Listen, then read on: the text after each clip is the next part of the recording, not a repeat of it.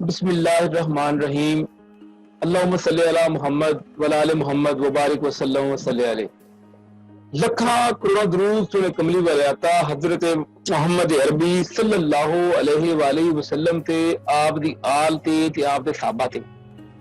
मेरा नाम जी डॉक्टर गजनफर बुखारी है, पंजाब पाकिस्तान तो हाँ। तुसीं देख रहे हो PhD पंजाबी स्टूडियो। जिवें कि तुहानूं पता है इस प्रोग्राम विच असीं एक उचेचे पुराणे नूं तुहाडे सामने लैके आईदा है। कोई उचेचा पुराणा एक जीनियस पंजाबी हुंदा है, कलम किताब नाल जुड़िया पंजाबी। आज साडे नाल जिहड़ी शख्सियत मौजूद ने वो किसी तारफ के मुहताज नहीं हैगे। पंजाबी कहानी का जो नाम लवीए तो साडे मन विच फौरन जसवीर सिंह राणा साहब की तस्वीर आ जाती है। जसवीर सिंह राणा पंजाबी कहानी के खूबसूरत नकाद ने, पंजाबी कहानी के खूबसूरत लिखण वाले ने। कि मैं कहना वा कि आज के दौर में पंजाबी कहानी का खूबसूरत हवाला ने। जसवीर सिंह राणा साहब भावें भारत च ने, लेकिन उन्होंने नजर पाकिस्तानी कहानी के उत्ते बड़ी डूंगी है। राणा साहब असीं तुहानूं जी आयां नूं कहने आ, बहुत शुक्रिया तुसीं साडे लई वेला कढिया। इन्नियां रुझां सन तुहाडीਆਂ, इन्ने रुझेवें सन, मुड़ भी तुसीं साडे लई वक्त कढिया। सानूं बड़ी खुशी है, साडी सारी टीम तुहाडा शुक्रिया अदा करदी है। असीं बड़े धन्नवाद हां जी कि तुसीं साडे नाल अज वीडियो लिंक ते मौजूद हो। बहुत शुक्रिया डॉक्टर साहब, तुहानूं सारिआं नूं सत श्री अकाल, मेरे वल्लों सलाम। पंजाब वल्लों, पंजाबी कहानी वल्लों सलाम। राणा साहब बहुत तुहाडा असीं वेलकम करने, स्वागत करने। राणा साहब प्रोग्राम वाल वधने आ। राणा साहब अज आप कहानी की गल ही करनी जो कि तुसीं कहानी का एक हवाला हो। तुसीं पंजाबी कहानी नूं एक नवे रंग विच दुनिया नूं विखाया है। तुसीं दस्सिआ कि इहदे तरीके नाल भी कहानी लिखी जा सकदी है। राणा साहब सोशल मीडिया के इस दौर दे विच कि लोगों को इन्ना टाइम है वो कहानी पढ़ सकन? हाँ जी हाँ, बिल्कुल टाइम है लोगों को।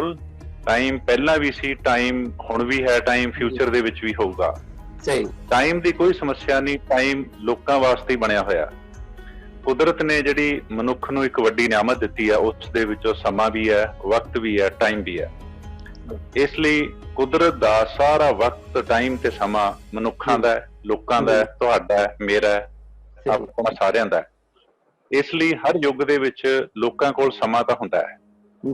हुण सवाल इस गल दा हुंदा है कि उस युग दे विच आपां गल करिए समकाल दी, जदों लोकां दे सामने स्क्रीन है, हत्थां दे विच मोबाइल है, उन्हां दे हत्थ कीपैड दे उत्ते ने, कर्सर घुम रिहा स्क्रीन दे उत्ते, लैपटॉप उन्हां दे सामने है।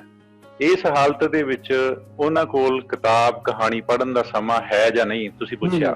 जी जी, मैं कहना कि बकायदा तौर दे उत्ते उन्हां कोल समा है कहानी पढ़न दा भी, किताब पढ़न दा भी, उस दे उत्ते गल करन दा भी। पर मसला साडे समयां दे विच इह खड़ा होया होया है कि लोगां नूं कुछ सिस्टम ने, कुछ समाज ने, कुछ सरकारां ने ते कुछ मुनाफाखोर जिहड़े अदारे ने उन्हां ने इस तरह डी ट्रैक कर दिता, दिशाहीन कर दिता कि लोग हत्थ दे विचों किताब रख के ऑनलाइन ही हो गए सारे। हुण उन्हां नूं लोड़ इस गल दी असमकाल दे विच कि एहसास करवाया जावे, वार-वार सवेरे दोपहरे शाम हर रोज एहसास कराया जावे। हर बंदे दी जिहड़ा बंदा लिखदा है, पढ़दा है, अदब साहित्य कला नाल जुड़िया होया, ਉਹਦਾ इखलाकी फर्ज ते धर्म ये बनता है कि वह अपने नेड़ दे लोकां नाल, जिन्हां नाल भी जुड़िया होया, उन्हां नूं हर समय एहसास कराउंदा रहे कि समा तुहाडा है, तुसीं इस समय नूं अजाई नहीं गवाउणा। सब तो खूबसूरत तरीका है जिहड़ा समय दा, वक्त दा, गुजारन दा, उस नूं बिताउण दा, वो पढ़ना है, वो लिखना है, क्योंकि शब्द साडा सभ्याचार है। असीं दोवां पंजाबां दे लोक शब्द सभ्याचार नूं अपनाए होए आ। साडी धरती दे उत्ते वेदां, ग्रंथां, पुराणां, किन्ने सूफी फकीरां, बाबियां ने सिरजना कीती अखरां दी, शब्दां दी, विचारां दी, जिहड़ी साडे कोल पाक ग्रंथां दे रूप विच मौजूद है। तो हुण उत्थों चल के एक बंदा जदों सधारण तुहाडी मेरी लिखी हुई किताब ते कहानी तक पहुंचदा है, तां इत्थे पहुंचदे पहुंचदे बहुत कुछ ओहदा जिहड़ा किर गया। ਉਹ ਇੱਕ ਉਹ ਸੋਝੀ, ਉਹ ਇੱਕ ਗਿਆਨ, ਉਹ ਇੱਕ ਨਜ਼ਰ, ਉਹ ਇੱਕ ਅੰਤਰ ਦ੍ਰਿਸ਼ਟੀ ਵੀ ਉਹਦੀ ਕਿਰ ਗਈ, ਧੁੰਦਲੀ ਹੋ ਗਈ, ਅਸਪਸ਼ਟ ਹੋ ਗਈ, ਉਹਦੇ ਧੁੰਦ ਫੈਲ ਗਈ। ਲੋੜ ਹੈ ਉਸ ਨੂੰ ਸਾਫ਼ ਕਰਨ ਦੀ, ਤਾਂ ਕਿ ਉਸ ਨੂੰ ਸਾਫ਼ ਨਜ਼ਰ ਆਵੇ ਕਿ ਮੇਰੇ ਹੱਥ ਨੇ ਜਿਹੜੇ ਉਹ ਇਬਾਦਤ ਵਾਸਤੇ ਬਣੇ ਨੇ, ਅੱਖਰਾਂ, ਸ਼ਬਦਾਂ, ਵਿਚਾਰਾਂ ਦੀ ਇਬਾਦਤ ਵਾਸਤੇ। ਕਹਾਣੀਆਂ ਦੀ, ਕਿਤਾਬਾਂ ਦੀ, ਗ੍ਰੰਥਾਂ ਦੀ ਇਬਾਦਤ ਵਾਸਤੇ ਬਣੇ ਨੇ, ਪੜ੍ਹਨ ਵਾਸਤੇ ਬਣੇ ਨੇ। ਇਸ ਲਈ ਡਾਕਟਰ ਸਾਹਿਬ ਮੈਂ ਸਮਝਦਾ ਕਿ ਲੋਕਾਂ ਕੋਲ ਸਮਾਂ ਤਾਂ ਹੈ ਬਟ ਉਹਨਾਂ ਦਾ ਸਮਾਂ ਚੁਰਾ ਲਿਆ ਗਿਆ। ਅਸੀਂ ਚੋਰ ਫੜੀਏ ਤੇ ਚੋਰ ਤੋਂ ਉਸ ਦਾ ਸਮਾਂ ਖੋ ਕੇ ਵਾਪਸ ਦਈਏ ਤੇ ਉਸ ਨੂੰ ਸਕਾਰਤ ਢੰਗ ਨਾਲ ਕਿਸ ਤਰ੍ਹਾਂ ਬਿਤਾਇਆ ਜਾਂਦਾ ਹੈ, ਖਰਚ ਕੀਤਾ ਜਾਂਦਾ ਹੈ ਵਾਰ-ਵਾਰ, ਇਹ ਹਰ ਇੱਕ ਸਿਆਣੇ ਬੰਦੇ ਨੂੰ ਅਸੀਂ ਅਹਿਸਾਸ ਕਰਾਈਏ। ਮੈਨੂੰ ਇਸ ਤਰ੍ਹਾਂ ਲੱਗਦਾ ਹੈ। ਵਾਹ ਡਾਕਟਰ ਸਾਹਿਬ, ਬੜੀ ਪਿਆਰੀ ਗੱਲ ਕੀਤੀ ਤੁਸੀਂ ਨੇ, ਬਹੁਤ ਖੂਬਸੂਰਤ ਤੁਸੀਂ ਦੱਸਿਆ ਕਿ ਬਿਲਕੁਲ ਸਮਾਂ ਹੈ ਤੇ ਲੋਕ ਪੜ੍ਹ ਵੀ ਰਹੇ ਨੇ, ਲੋਕ ਕਹਾਣੀ ਲਿਖ ਵੀ ਰਹੇ ਨੇ, ਲੋਕ ਕਹਾਣੀ ਬਾਰੇ ਗੱਲਾਂ ਕਰ ਵੀ ਰਹੇ ਨੇ। ਅੱਛਾ ਡਾਕਟਰ ਸਾਹਿਬ, ਕਿੱਸੇ ਆਏ ਨਮੂਦਰ ਦਾਸ ਖੱਤਰੀ ਨੇ ਕਿੱਸੇ ਲਿਖ ਕੇ ਪੰਜਾਬੀ ਵਿੱਚ ਕਿੱਸਾ ਆਦਬ ਦੀ ਇੱਕ ਰਾਹ ਕੱਢੀ ਨਵੀਂ। ਇਹ ਦੱਸੋ ਕਿੱਸਿਆਂ ਤੋਂ ਲੰਮੀ ਕਹਾਣੀ ਫਿਰ ਨਾਵਲ ਆ ਗਿਆ, ਮੇਰਾ ਮੁਰਾਦ ਨਾਵਲ ਹੈ ਲੰਮੀ ਕਹਾਣੀ ਤੋਂ, ਫਿਰ ਅਫਸਾਨੇ, ਹੁਣ ਮਿਨੀ ਕਹਾਣੀ। ਇਹ ਕਹਾਣੀ ਸੁਣਦੀ ਜਾਂਦੀ ਹੈ, ਇਹਦੀ ਕੀ ਵਜ੍ਹਾ ਹੈ? ਇਹਦੀ ਕਹਾਣੀ ਸੁਣਨ ਦੇ ਵਿੱਚ ਪਹਿਲੇ ਕਿੱਸੇ ਸਨ ਜੀ, ਫਿਰ ਨਾਵਲ ਆ ਗਿਆ, ਬੜੇ ਲੰਮੇ ਕਿੱਸੇ ਹੁੰਦੇ ਸਨ, ਫਿਰ ਨਾਵਲ ਆ ਗਿਆ, ਫਿਰ ਅਫਸਾਨੇ ਆ ਗਿਆ, ਹੁਣ ਮਿਨੀ ਕਹਾਣੀ। ਇਹ ਕਹਾਣੀ ਸੁੰਗੜ ਰਹੀ ਹੈ, ਇਹ ਸੁੰਗੜਦੀ ਜਾਂਦੀ ਹੈ। ਸੁੰਗੜਨ ਦੀ ਕੀ ਵਜ੍ਹਾ ਹੈ? ਹਾਂ, ਛੋਟੇ ਹੋਣ ਦੀ ਕੀ ਵਜ੍ਹਾ ਹੈ? ਜਿਸ ਤਰ੍ਹਾਂ ਆਪਾਂ ਪਹਿਲਾਂ ਗੱਲ ਕੀਤੀ, ਹਾਂ ਮੈਂ ਗੱਲ ਸਮਝ ਗਿਆ ਡਾਕਟਰ ਸਾਹਿਬ ਜੀ। ਜਿਸ ਤਰ੍ਹਾਂ ਅਸੀਂ ਪਹਿਲਾਂ ਗੱਲ ਕੀਤੀ ਕਿ ਹਰ ਸਮੇਂ ਦੇ ਵਿੱਚ, ਹਰ ਯੁੱਗ ਦੇ ਵਿੱਚ ਲੋਕਾਂ ਕੋਲ ਸਮਾਂ ਹੁੰਦਾ ਹੈ, ਪਰ ਉਸ ਨੂੰ ਖਰਚ ਕਰਨ ਦੇ, ਬਿਤਾਉਣ ਦੇ ਤਰੀਕੇ ਬਦਲ ਜਾਂਦੇ ਨੇ। ਅਸਲ ਤਰੀਕਾ ਕੀ ਹੈ, ਉਸ ਨਾਲ ਮੁੜ ਤੋਂ ਅਸੀਂ ਉਹਨਾਂ ਨੂੰ ਅਹਿਸਾਸ ਕਰਾਉਣਾ ਹੁੰਦਾ, ਜੋੜਨਾ ਹੁੰਦਾ ਹੈ। ਠੀਕ ਇਸੇ ਤਰੀਕੇ ਨਾਲ ਜਦੋਂ ਅਸੀਂ ਪੰਜਾਬੀ ਕਹਾਣੀ ਦੀ ਵਿਧਾ ਦੀ ਗੱਲ ਕਰਦੇ ਹਾਂ ਕਿ ਕਿਸੇ ਟਾਈਮ ਲੰਬੇ ਸਾਡੇ ਕੋਲ ਕਿੱਸੇ ਇੱਥੇ ਰਚੇ ਗਏ, ਕਿੱਸੇ ਅਸਲ ਦੇ ਵਿੱਚ ਇੱਕ ਲੰਬਾ ਬਿਰਤਾਂਤ ਕਾਵਿ ਸੀ। ਉਹਨਾਂ ਦੇ ਵਿੱਚ ਇੱਕ ਬਹੁਤ ਲੰਬੀ ਕਹਾਣੀ ਚੱਲਦੀ ਸਾਰੇ ਕਿੱਸਿਆਂ ਦੇ ਵਿੱਚ ਵੇਖਦੇ ਹਾਂ। ਜਦੋਂ ਅਸੀਂ ਕਿਸੇ ਵੀ ਕਵਿਤਾ ਦੀ ਜਾਂ ਕਾਵਿ ਰਚਨਾ ਦੀ ਗੱਲ ਕਰਦੇ ਹਾਂ ਤਾਂ ਇੱਕ ਚੰਗੀ ਜਿਹੜੀ ਕਾਵਿ ਰਚਨਾ ਹੈ ਉਹਦਾ ਸਭ ਤੋਂ ਜਿਹੜਾ ਖੂਬਸੂਰਤ ਪਛਾਣ ਚਿੰਨ੍ਹ ਹੈ, ਮੈਨੂੰ ਲੱਗਦਾ ਹੁੰਦਾ, ਉਹ ਇਹ ਹੈ ਕਿ ਚੰਗੀ ਕਾਵਿ ਰਚਨਾ ਦੇ ਵਿੱਚ ਇੱਕ ਕਹਾਣੀ ਵੀ ਹੁੰਦੀ ਹੈ, ਸਟੋਰੀ ਲਾਈਨ ਵੀ ਹੁੰਦੀ ਹੈ ਉਹਦੇ ਵਿੱਚ। ਇਸ ਲਈ ਅਸੀਂ ਕਿੱਸਿਆਂ ਨੂੰ ਡੀਕੋਡ ਕਰ ਰਹੇ ਹਾਂ, ਉਹਨਾਂ ਦੀ ਗੱਲ ਕਰ ਰਹੇ ਹਾਂ ਕਿ ਕੋਈ ਟਾਈਮ ਸੀ ਜਦੋਂ ਕਿੱਸੇ ਲਿਖੇ ਜਾਂਦੇ ਸੀ, ਪੜ੍ਹੇ ਜਾਂਦੇ ਸੀ, ਸੁਣਾਏ ਜਾਂਦੇ ਸੀ, ਸੁਣੇ ਜਾਂਦੇ ਸੀ। ਹੁਣ ਅਸੀਂ ਕਹਿੰਦੇ ਹਾਂ ਕਿ ਕਹਾਣੀ ਮਿੰਨੀ ਕਹਾਣੀ ਤੱਕ ਸੁੰਗੜ ਕੇ ਰਹਿ ਗਈ। ਪਰ ਜਦੋਂ ਅਸੀਂ ਸਾਰੀ ਪੰਜਾਬੀ ਕਹਾਣੀ ਤੇ ਸਾਹਿਤ ਦੇ ਉੱਤੇ ਨਜ਼ਰ ਮਾਰ ਕੇ ਦੇਖੀਏ ਤਾਂ ਇਹ ਗੱਲ ਨਿੱਤਰ ਕੇ ਸਾਹਮਣੇ ਆਉਂਦੀ ਹੈ ਡਾਕਟਰ ਸਾਹਿਬ ਕਿ ਕਹਾਣੀ ਦੇ ਸਾਰੇ ਰੂਪ ਸਾਡੇ ਕੋਲ ਮੌਜੂਦ ਨੇ। ਸਾਡੇ ਕੋਲ ਮਿੰਨੀ ਕਹਾਣੀ ਵੀ ਲਿਖੀ ਪੜ੍ਹੀ ਜਾ ਰਹੀ ਹੈ, ਸਾਡੇ ਕੋਲ ਨਿੱਕੀ ਹੁਨਰੀ ਕਹਾਣੀ ਵੀ ਲਿਖੀ ਪੜ੍ਹੀ ਜਾ ਰਹੀ ਹੈ, ਔਰ ਸਾਡੇ ਕੋਲ ਲੰਬੀ ਕਹਾਣੀ ਵੀ ਲਿਖੀ ਪੜ੍ਹੀ ਜਾ ਰਹੀ ਹੈ। ਮਿਸਾਲ ਦੇਵਾਂ, ਮੈਂ ਖੁਦ ਜਿਹੜੀਆਂ ਕਹਾਣੀਆਂ ਲਿਖੀਆਂ ਨੇ ਅੱਜ ਤੱਕ, ਤਕਰੀਬਨ ਉਹ 98% 97% ਲੰਬੀਆਂ ਕਹਾਣੀਆਂ ਨੇ, ਔਰ ਉਹਨਾਂ ਨੂੰ ਲੋਕਾਂ ਨੇ ਬਕਾਇਦਾ ਤੌਰ ਦੇ ਉੱਤੇ ਪੜ੍ਹਿਆ, ਗੱਲ ਕੀਤੀ ਹੈ, ਔਰ ਬਹੁਤ ਹੀ ਸ਼ਾਨਦਾਰ ਜਿਹੜੇ ਰਿਸਪੌਂਸ ਨੇ, ਹੁੰਗਾਰੇ ਨੇ ਉਹ ਦਿੱਤੇ ਨੇ।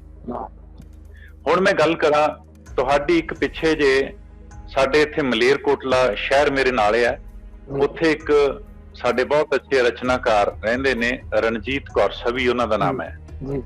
ਉਹਨਾਂ ਨੇ ਤੇ ਤੁਸੀਂ ਦੋਵਾਂ ਨੇ ਰਲ ਕੇ ਇੱਕ ਕਿਤਾਬ ਸਰਹੱਦੋਂ ਪਾਰ 4 ਕਿਲੋਮੀਟਰ ਛਾਪੀ। ਉਸ ਕਹਾਣੀ ਦੇ ਵਿੱਚ ਛੋਟੀਆਂ ਇੱਕ ਪੇਜ ਦੀਆਂ, 1.5 ਪੇਜ ਦੀਆਂ, ਅੱਧੇ ਪੇਜ ਦੀਆਂ, ਪੌਣੇ ਪੇਜ ਦੀਆਂ ਕਹਾਣੀਆਂ ਨੇ।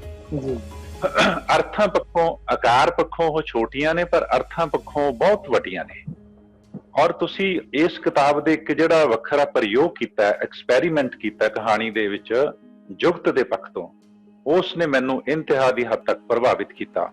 ਪ੍ਰਯੋਗ ਤੇ ਐਕਸਪੈਰੀਮੈਂਟ ਇਹ ਹੈ ਕਿ ਉਸ ਦੇ ਵਿੱਚ ਸਰਹੱਦੋਂ ਪਾਰ 4 ਕਿਲੋਮੀਟਰ ਨਾਂ ਦੀ ਕਹਾਣੀ ਅੱਧੀ ਤੁਸੀਂ ਲਿਖੀ, ਅੱਧੀ ਰਣਜੀਤ ਕੌਰ ਸਵੀ ਨੇ ਲਿਖੀ।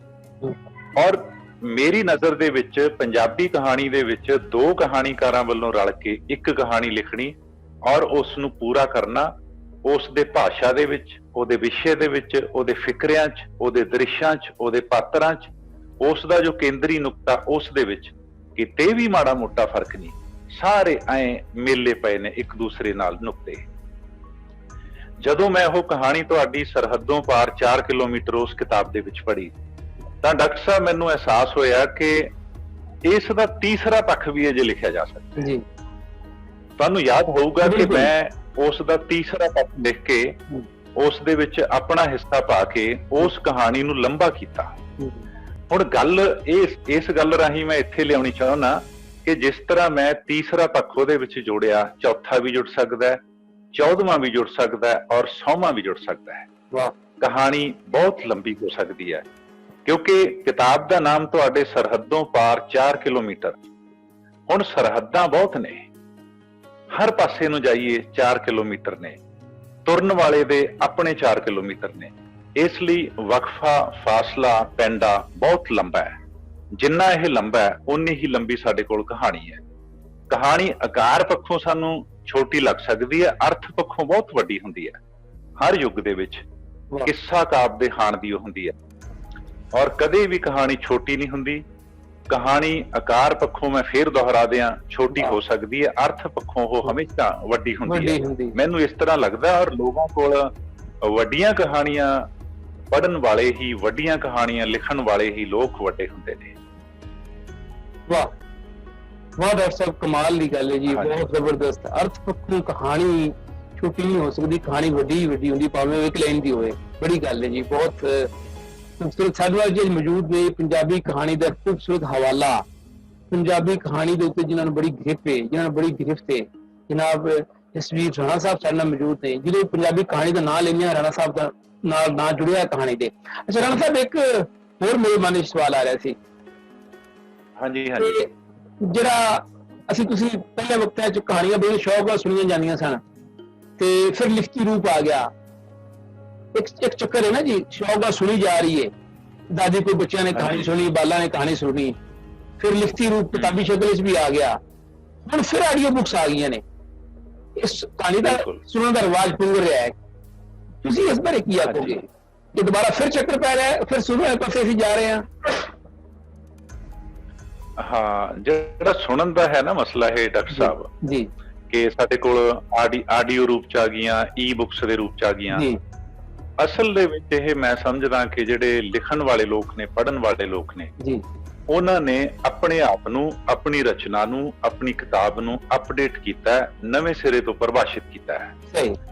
ਹਰੇਕ ਬੰਦਾ ਜਿਹੜਾ ਸਿਆਣਾ ਹੈ, ਮੈਂ ਤੁਹਾਨੂੰ ਇੱਥੇ ਇੱਕ ਨੁਕਤਾ ਐਡ ਕਰਾਂ ਕਿ ਜਿੰਨੀ ਵੀ ਟੈਕਨੋਲੋਜੀ ਆਈ ਬਿਜਲਈ ਸੰਚਾਰ ਖੇਤਰ ਦੇ ਵਿੱਚ, ਇਲੈਕਟ੍ਰੋਨਿਕ ਮੀਡੀਆ ਆਇਆ ਜੀ, ਉਸਨੇ ਮਨੁੱਖ ਨੂੰ, ਉਸਨੇ ਸਾਨੂੰ ਇੰਟੈਲੀਜੈਂਸੀ ਬਹੁਤ ਦਿੱਤੀ, ਉਸਨੇ ਨੌਲੇਜ ਬਹੁਤ ਦਿੱਤੀ, ਉਸਨੇ ਸਾਨੂੰ ਇਨਫੋਰਮੇਸ਼ਨ ਬਹੁਤ ਦਿੱਤੀ ਜੀ, ਪਰ ਉਸਨੇ ਵਿਜ਼ਡਮ ਸਿਆਣਪ ਖੋਲੀ ਜੀ।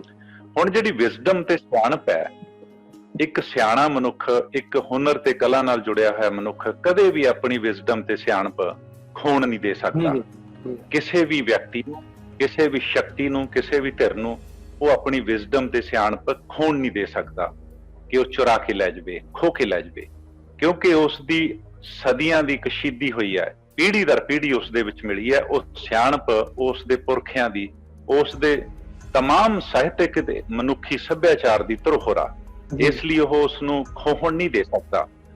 ਮਨੁੱਖ ਸਿਆਣਾ ਜਿਹੜਾ ਵਿਜ਼ਡਮ ਨਾਲ ਜੁੜਿਆ ਹੋਇਆ, ਉਹ ਆਪਣੇ ਆਪ ਨੂੰ, ਆਪਣੀ ਕਿਤਾਬ ਨੂੰ, ਆਪਣੀ ਰਚਨਾਕਾਰੀ ਨੂੰ ਹਰ ਯੁੱਗ ਦੇ ਵਿੱਚ ਨਵੇਂ ਸਿਰੇ ਤੋਂ ਪਰਿਭਾਸ਼ਿਤ ਕਰਦਾ ਹੈ। ਇਸ ਲਈ ਜਦੋਂ ਆਪਾਂ ਦੇਖਦੇ ਹਾਂ ਕਿ ਕਹਾਣੀ ਦਾ, ਕਵਿਤਾ ਦਾ, ਨਾਵਲ ਦਾ ਵੀ ਹਰ ਵਿਧਾ ਦਾ ਆਡੀਓ ਰੂਪ ਸਾਡੇ ਅੱਗੇ ਅੱਜ ਕੱਲ੍ਹ ਰਿਕਾਰਡ ਹੋ ਕੇ ਆ ਰਿਹਾ, ਵੀਡੀਓ ਰੂਪ ਰਿਕਾਰਡ ਹੋ ਕੇ ਆ ਰਿਹਾ, ਈ ਬੁੱਕਸ ਦੇ ਰੂਪ ਚ ਆ ਰਿਹਾ, ਇਹ ਸਾਰਾ ਕੁਛ ਲੇਖਕ ਤੇ ਉਹਦੀ ਲਿਖਤ ਹੈ ਜਿਹੜੀ, ਉਸ ਨੂੰ ਮੈਂ ਫੇਰ ਦੁਹਰਾ ਦਿਆਂ, ਅਪਡੇਟ ਕਰਨ ਵਾਸਤੇ ਕੀਤਾ ਗਿਆ। ਇਸ ਦੇ ਨਾਲ ਵਿਸਥਾਰ ਹੀ ਹੁੰਦਾ ਸਾਡੀ ਰਚਨਾ ਦਾ। ਔਰ ਡਾਕਟਰ ਸਾਹਿਬ, ਕਮਾਲ ਦੀ ਗੱਲ ਇਹ ਹੈ ਕਿ ਕਹਿੰਦਾ ਬੋਲਣ ਵਾਲਾ ਬੰਦਾ ਪਵਿੱਤਰ ਹੁੰਦਾ ਹੈ। ਬਾਬਿਆਂ ਨੇ ਬਾਣੀ ਦੇ ਵਿੱਚ ਕਿਹਾ, ਕਹਿੰਦਾ ਬੋਲਣ ਵਾਲਾ ਪਵਿੱਤਰ ਹੁੰਦਾ। 3 ਵਾਰ ਪਵਿੱਤਰ ਪਵਿੱਤਰ ਕਹਿ ਲੋ, ਪਵਿੱਤਰ ਪਵਿੱਤਰ ਪਵਿੱਤਰ। ਪਵਿੱਤਰ ਦੀ ਜਿਹੜੀ ਹਾਈਐਸਟ ਡਿਗਰੀ ਹੈ ਉਹ ਪੁਨੀਤ ਹੁੰਦਾ ਹੈ। ਬਾਬੇ ਨਾਨਕ ਨੇ ਕਿਹਾ ਇਸ ਬਾਰੇ, ਕਹਿੰਦਾ ਕਹਿਤੇ ਪਵਿੱਤਰ, ਸੁਣਤੇ ਪੁਨੀਤ। ਸੁਣਨ ਵਾਲੇ ਲੋਕ ਪੁਨੀਤ ਹੁੰਦੇ ਨੇ। ਲਿਸਨਰ, ਸਾਡੇ ਕੋਲ ਅੱਜ ਕੱਲ੍ਹ ਗੱਲਾਂ ਬਹੁਤ ਨੇ, ਵਿਚਾਰ ਬਹੁਤ ਨੇ, ਸ਼ਬਦ ਬਹੁਤ ਨੇ, ਰਚਨਾਵਾਂ ਬਹੁਤ ਨੇ, ਮਸਲੇ ਬਹੁਤ ਨੇ, ਪਰ ਸਾਡਾ ਲਿਸਨਰ ਗਾਇਬ ਹੈ, ਸੁਣਨ ਵਾਲਾ ਸਰੋਤਾ ਗਾਇਬ ਹੈ। ਮੈਨੂੰ ਲੱਗਦਾ ਕਿ ਉਸ ਦੀ ਢੂੰਡ ਭਾਲ ਕਰਦਾ ਹੋਇਆ ਮਨੁੱਖ ਜਦੋਂ ਸੋਸ਼ਲ ਮੀਡੀਆ ਦੇ ਦੌਰ 'ਚ ਪਹੁੰਚਿਆ ਤਾਂ ਉਸ ਨੇ ਇੱਕ ਸਿਆਣਾ ਕੰਮ ਇਹ ਵੀ ਕੀਤਾ ਹੈ ਨਾਲ ਨਾਲ ਕਿ ਉਸਨੇ ਆਪਣੇ ਆਪ ਨੂੰ, ਆਪਣੀ ਰਚਨਾ ਨੂੰ ਸੁਣਨ ਵਾਸਤੇ, ਵੇਖਣ ਵਾਸਤੇ ਉਹਦੇ ਯੋਗ ਬਣਾ ਕੇ ਲੋਕਾਂ ਅੱਗੇ ਪ੍ਰਸਤੁਤ ਕੀਤਾ, ਤਾਂ ਕਿ ਪੜ੍ਹਨ ਵਾਲਿਆਂ ਦਾ, ਲਿਖਣ ਵਾਲਿਆਂ ਦਾ ਘੇਰਾ ਹੈ ਜਿਹੜਾ ਵਿਸ਼ਾਲ ਹੋ ਸਕੇ, ਗੱਲ ਹਰ ਮਾਧਿਅਮ ਦੇ ਰਾਹੀਂ ਉਸ ਤੱਕ ਪਹੁੰਚ ਸਕੇ, ਔਰ ਸਾਡਾ ਲਿਖਣ ਪੜ੍ਹਨ ਵਾਲਿਆਂ ਦਾ ਘੇਰਾ ਹੈ ਜਿਹੜਾ ਉਹਦੇ ਵਿੱਚ ਵਿਸਥਾਰ ਹੋ ਸਕੇ। ਮੈਨੂੰ ਲੱਗਦਾ ਕਿ ਪੋਜ਼ਿਟਿਵ ਪੁਆਇੰਟ ਆਫ ਵਿਊ ਤੋਂ, ਸਕਾਰਾਤਮਕ ਪੱਖ ਤੋਂ ਇੱਕ ਬਹੁਤ ਅੱਛੀ ਗੱਲ ਹੈ, ਹੋਣੀ ਚਾਹੀਦੀ ਹੈ। ਵਾਹ, ਬਹੁਤ ਸੋਹਣਾ ਜੀ ਡਾਕਟਰ ਸਾਹਿਬ। ਆਪਣਾ ਰਾਣਾ ਸਾਹਿਬ ਬਹੁਤ ਖੂਬਸੂਰਤ ਜੀ। ਮੈਂ ਤੁਹਾਡੀਆਂ ਗੱਲਾਂ ਸੁਣ ਕੇ ਬੜਾ ਕੁਝ ਸਿੱਖ ਰਿਹਾ ਵਾਂ।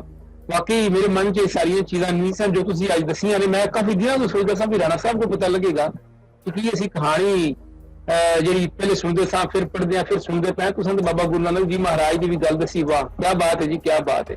ਅੱਛਾ, ਇੱਕ ਮੇਰੇ ਮਨ 'ਚ ਇੱਕ ਹੋਰ ਵੀ ਸਵਾਲ ਆ ਰਿਹਾ ਸੀ ਕਹਾਣੀ ਨੂੰ ਲੈ ਕੇ।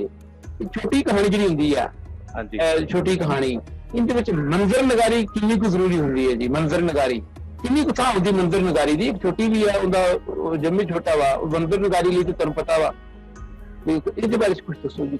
ਹਾਂਜੀ ਡਾਕਟਰ ਸਾਹਿਬ, ਤੁਹਾਡਾ ਸ਼ਬਦ ਜਿਹੜਾ, ਤੁਹਾਡੀ ਭਾਸ਼ਾ, ਤੁਹਾਡਾ ਬੋਲਣ ਦਾ ਅੰਦਾਜ਼ ਹੈ ਜਿਹੜਾ ਬੜਾ ਖੂਬਸੂਰਤ ਹੈ। ਤੁਸੀਂ ਹੁਣੇ ਇੱਕ ਸ਼ਬਦ ਵਰਤਿਆ, ਮੰਜ਼ਰ ਨਿਗਾਰੀ। ਮੇਰੇ ਵਾਸਤੇ ਇਹ ਇੱਕ ਸੱਚਮੁੱਚ ਨਵਾਂ ਸ਼ਬਦ ਹੈ। ਮੇਰੇ ਭਾਸ਼ਾ ਦੇ ਰਜਿਸਟਰ ਦੇ ਵਿੱਚ ਦਰਜ ਹੋ ਗਿਆ, ਇਹ ਵਾਧਾ ਹੋਇਆ ਉਹਦੇ ਵਿੱਚ। ਬੜਾ ਹੀ ਸੋਹਣਾ ਸ਼ਬਦ ਲੱਗਿਆ ਮੈਨੂੰ, ਮੰਜ਼ਰ ਨਿਗਾਰੀ। ਇੱਧਰ ਪੰਜਾਬੀ ਦੇ ਵਿੱਚ ਇਸ ਨੂੰ ਗੁਰਮੁਖੀ ਦੇ ਵਿੱਚ ਅਸੀਂ ਬੋਲਦੇ ਹਾਂ ਕਿ ਦ੍ਰਿਸ਼ਕਾਰੀ, ਦ੍ਰਿਸ਼ ਦੀ ਸਿਰਜਣਾ ਕਰਨਾ। ਹੁਣ ਮੰਜ਼ਰ ਨਿਗਾਰੀ ਤੇ ਦ੍ਰਿਸ਼ਕਾਰੀ, ਦ੍ਰਿਸ਼ ਦੀ ਸਿਰਜਣਾ ਕਰਨਾ। ਤੁਸੀਂ ਸਵਾਲ ਕੀਤਾ ਕਿ ਕਹਾਣੀ ਦੇ ਵਿੱਚ ਇਹ ਨੁਕਤਾ ਹੈ, ਜਿਹੜਾ ਇਹ ਤੱਤ ਹੈ, ਇਹ ਪੱਖ ਹੈ, ਕਿੰਨਾ ਕੁ ਜ਼ਰੂਰੀ ਹੈ, ਕਿੰਨਾ ਕੁ ਕਹਾਣੀ ਨੂੰ ਸੋਹਣਾ ਬਣਾਉਣ ਦੇ ਵਿੱਚ ਇਹਦਾ ਯੋਗਦਾਨ ਹੁੰਦਾ ਹੈ। ਇਸ ਦੇ ਸੰਬੰਧ ਦੇ ਵਿੱਚ ਮੈਂ ਕਹੂੰਗਾ ਕਿ ਕਹਾਣੀ ਹੈ ਜਿਹੜੀ ਡਾਕਟਰ ਸਾਹਿਬ, ਉਹ ਦੋ ਤਰੀਕਿਆਂ ਨਾਲ ਆਮ ਤੌਰ ਦੇ ਉੱਤੇ ਲਿਖੀ ਜਾਂਦੀ ਹੈ। ਇੱਕ ਹੈ ਕਿ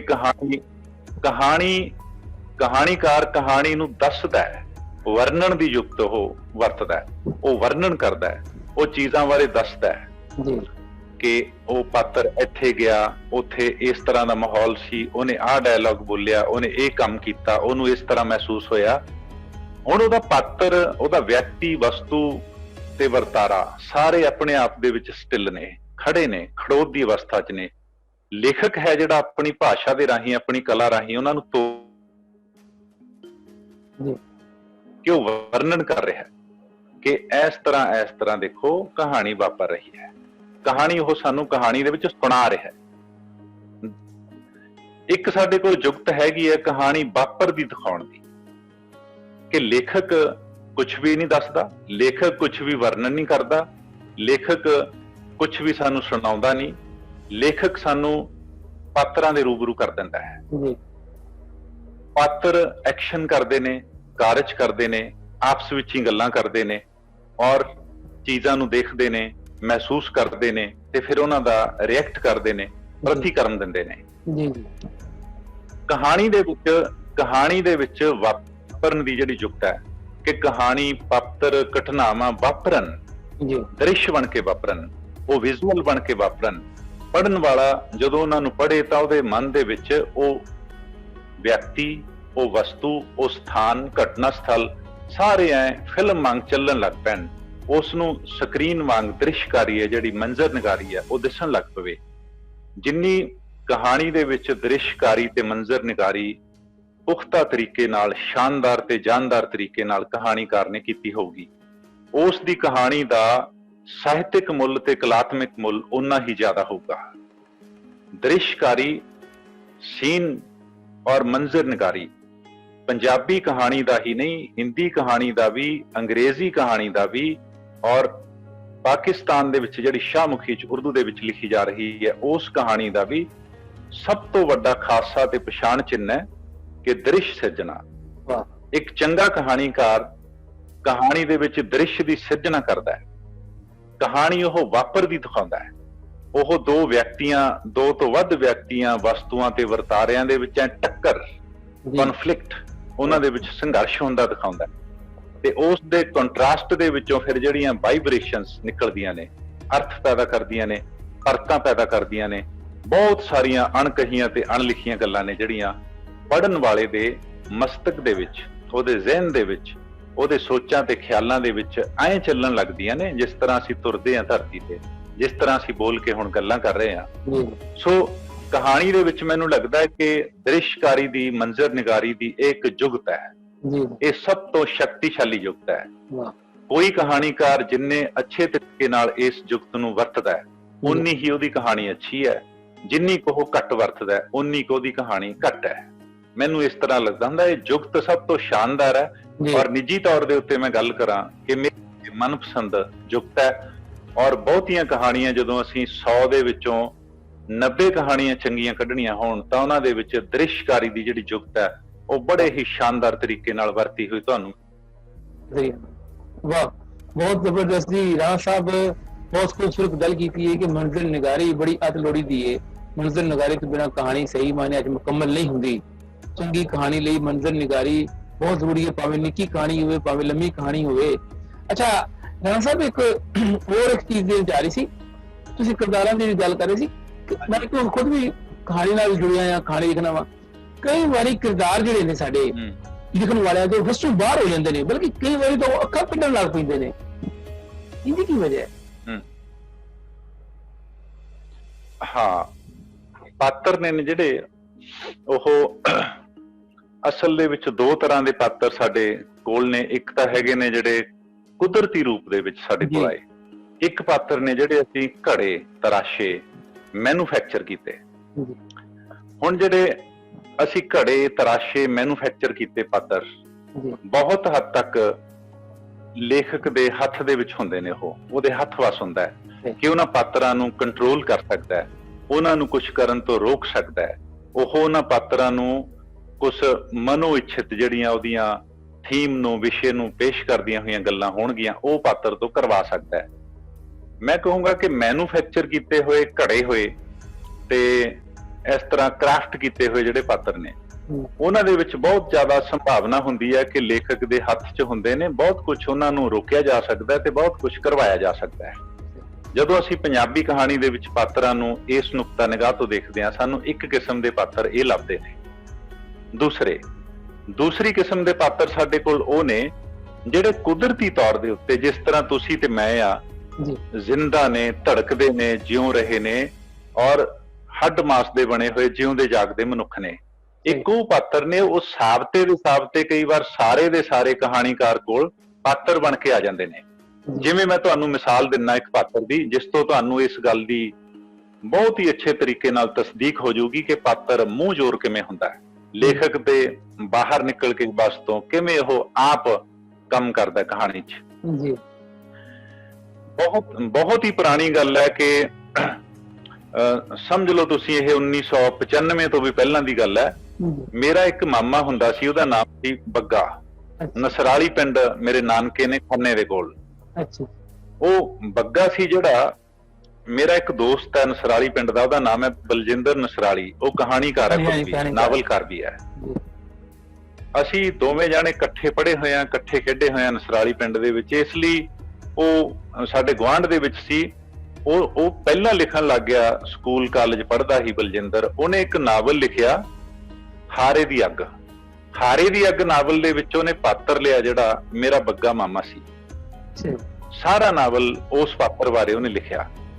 ਜਦੋਂ ਮੈਂ ਉਹ ਨਾਵਲ ਪੜ੍ਹਿਆ ਡਾਕਟਰ ਸਾਹਿਬ, ਤੁਸੀਂ ਹੈਰਾਨ ਹੋਵੋਗੇ, ਮੇਰੇ ਦਿਮਾਗ ਦੇ ਵਿੱਚ ਆਇਆ ਕਿ ਇਸ ਪਾਤਰ ਬਾਰੇ, ਮੇਰਾ ਮਾਮਾ ਹੈ ਉਹ, ਮੈਂ ਤਾਂ ਉਸ ਨਾਲੋਂ ਜ਼ਿਆਦਾ ਜਾਣਦਾ, ਮੈਂ ਇਸ ਬਾਰੇ ਲਿਖ ਸਕਦਾ। ਮੈਂ ਇੱਕ ਕਹਾਣੀ ਲਿਖੀ, ਬੱਗਾ ਬਦਮਾਸ਼, ਜਿਹਨੂੰ ਅੰਮ੍ਰਿਤਾ ਪ੍ਰੀਤਮ ਨੇ ਨਾਗਮਣੀ ਕਹਾਣੀ ਦੇ ਵਿੱਚ ਕਮੈਂਟ ਦੇ ਕੇ ਛਾਪਿਆ ਸੀ 1998 ਚ।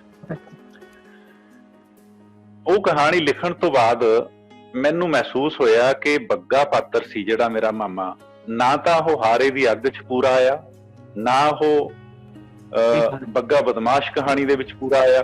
ਜਦੋਂ 2005 ਦੇ ਵਿੱਚ ਉਹਦੀ ਮੌਤ ਹੋ ਗਈ ਤਾਂ ਮੈਂ ਉਹਦਾ ਰੇਖਾ ਚਿੱਤਰ ਲਿਖਿਆ, ਬੱਗਾ ਮਾਮਾ ਨਹੀਂ ਕਿਸੇ ਨੇ ਬਣ ਜਾਣਾ।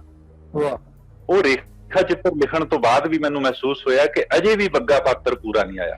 ਫਿਰ ਮੈਂ ਇੱਕ ਉਹਦੀ ਕਹਾਣੀ ਲਿਖੀ, ਫਿਰ ਮੈਂ ਡਾਕਟਰ ਸਾਹਿਬ ਉਹਦੀ ਇੱਕ ਕਹਾਣੀ ਲਿਖੀ, ਚੂੜੇ ਵਾਲੀ ਬਾਂਹ, ਜਿਹੜੀ ਬਹੁਤ ਹੀ ਜ਼ਿਆਦਾ ਮਸ਼ਹੂਰ ਹੋਈ, ਪੰਜਾਬੀ ਕਹਾਣੀ ਦੇ ਵਿੱਚ ਬਹੁਤ ਜ਼ਿਆਦਾ ਪੜ੍ਹੀ ਗਈ। ਚੂੜੇ ਵਾਲੀ ਬਾਂਹ ਕਹਾਣੀ ਲਿਖਣ ਤੋਂ ਬਾਅਦ ਮੈਨੂੰ ਕਿਸੇ ਦੋਸਤਾਂ ਨੇ ਕਿਹਾ, ਕਹਿੰਦੇ ਹੁਣ ਬੱਗੇ ਬਾਰੇ ਹੋਰ ਨਾ ਕੁਝ ਲਿਖਿਓ। ਹੁਣ ਸਾਰੇ ਦਾ ਸਾਰਾ ਬੱਗਾ ਪਾਤਰ ਹੈ ਜਿਹੜਾ ਕਿੰਨੀਆਂ ਰਚਨਾਵਾਂ ਦੇ ਵਿੱਚ ਉਹ ਆ ਚੁੱਕਿਆ, ਪਕੜਿਆ ਗਿਆ।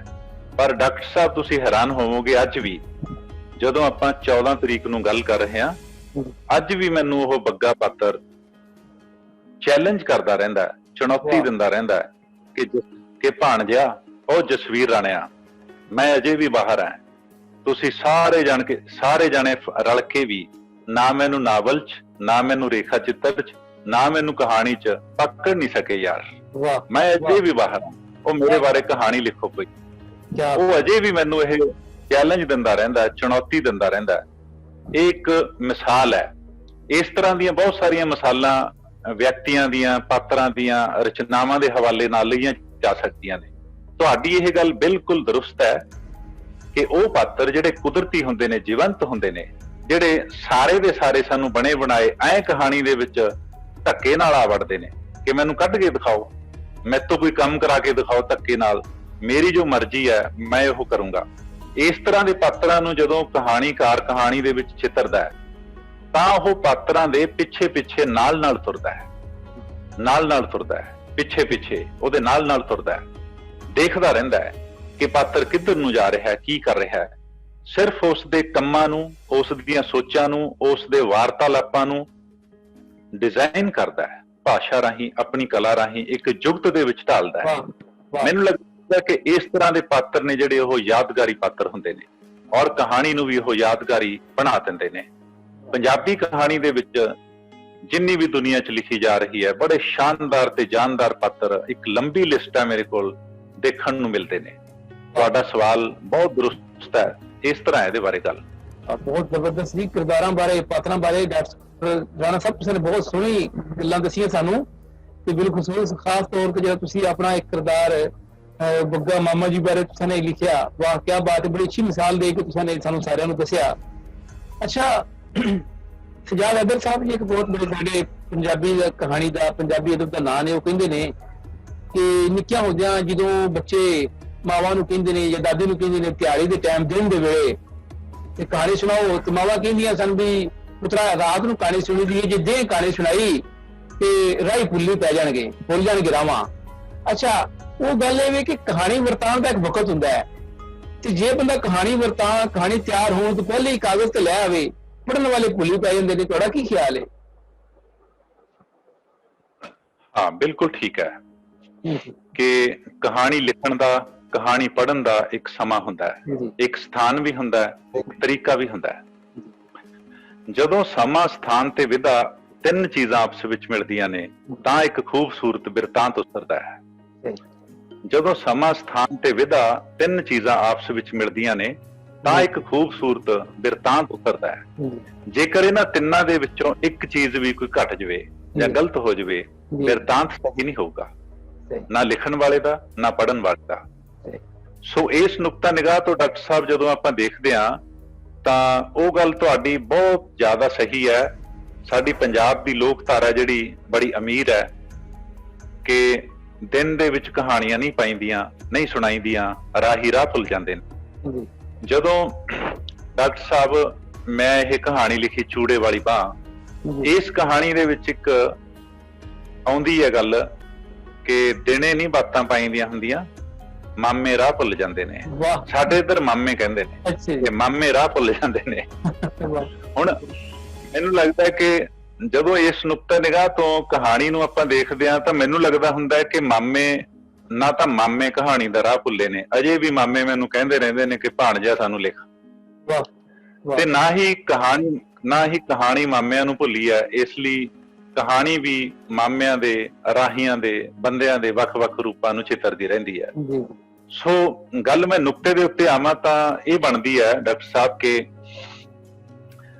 ਬਿਰਤਾਂਤ ਹੈ ਜਿਹੜਾ, ਜਿਸ ਤਰ੍ਹਾਂ ਸਾਡੇ ਕੋਲ ਵਿਸ਼ਾ ਆਉਂਦਾ, ਕੋਈ ਪਾਤਰ ਆਉਂਦਾ ਜਾਂ ਕੋਈ ਵਿਚਾਰ ਆਉਂਦਾ ਹੈ, ਬੀਜ ਰੂਪ ਦੇ ਵਿੱਚ, ਸੀਡ ਰੂਪ ਦੇ ਵਿੱਚ ਸਾਡੇ ਕੋਲ ਕਿਹੜੀ ਗੱਲ ਆਉਂਦੀ ਹੈ, ਉਹ ਨਾਲ ਆਪਣੀ ਤਕਨੀਕ, ਨਾਲ ਆਪਣਾ ਰੂਪ ਵੀ ਲੈ ਕੇ ਆਉਂਦੀ ਹੈ, ਔਰ ਨਾਲ ਉਹ ਮੈਨੂੰ ਲੱਗਦਾ ਕਿ ਆਪਣਾ ਸਮਾਂ ਵੀ ਲੈ ਕੇ ਆਉਂਦੀ ਹੈ।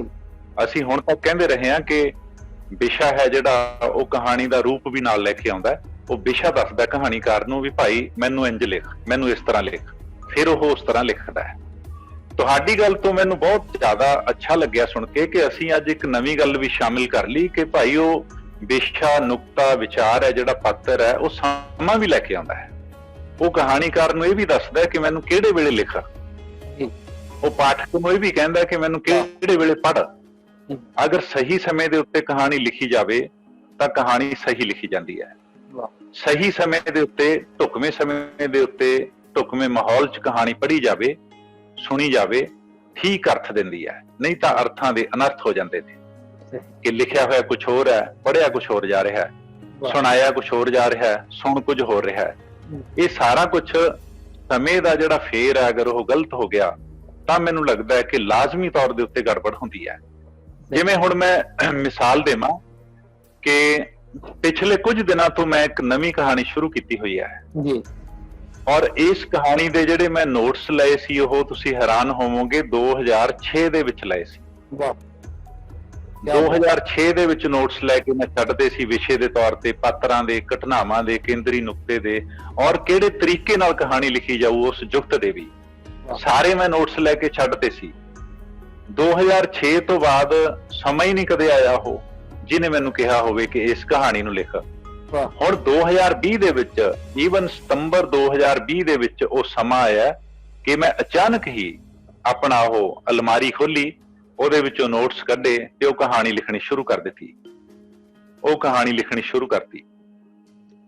ਇਸ ਤੋਂ ਮੈਨੂੰ ਇਹ ਪਤਾ ਲੱਗਦਾ ਹੈ ਕਿ ਲਾਜ਼ਮੀ ਤੌਰ ਦੇ ਉੱਤੇ ਇੱਕ ਸਿਰਜਣ ਵੇਲਾ ਹੁੰਦਾ ਹੈ, ਇੱਕ ਲਿਖਣ ਵੇਲਾ ਹੁੰਦਾ ਹੈ।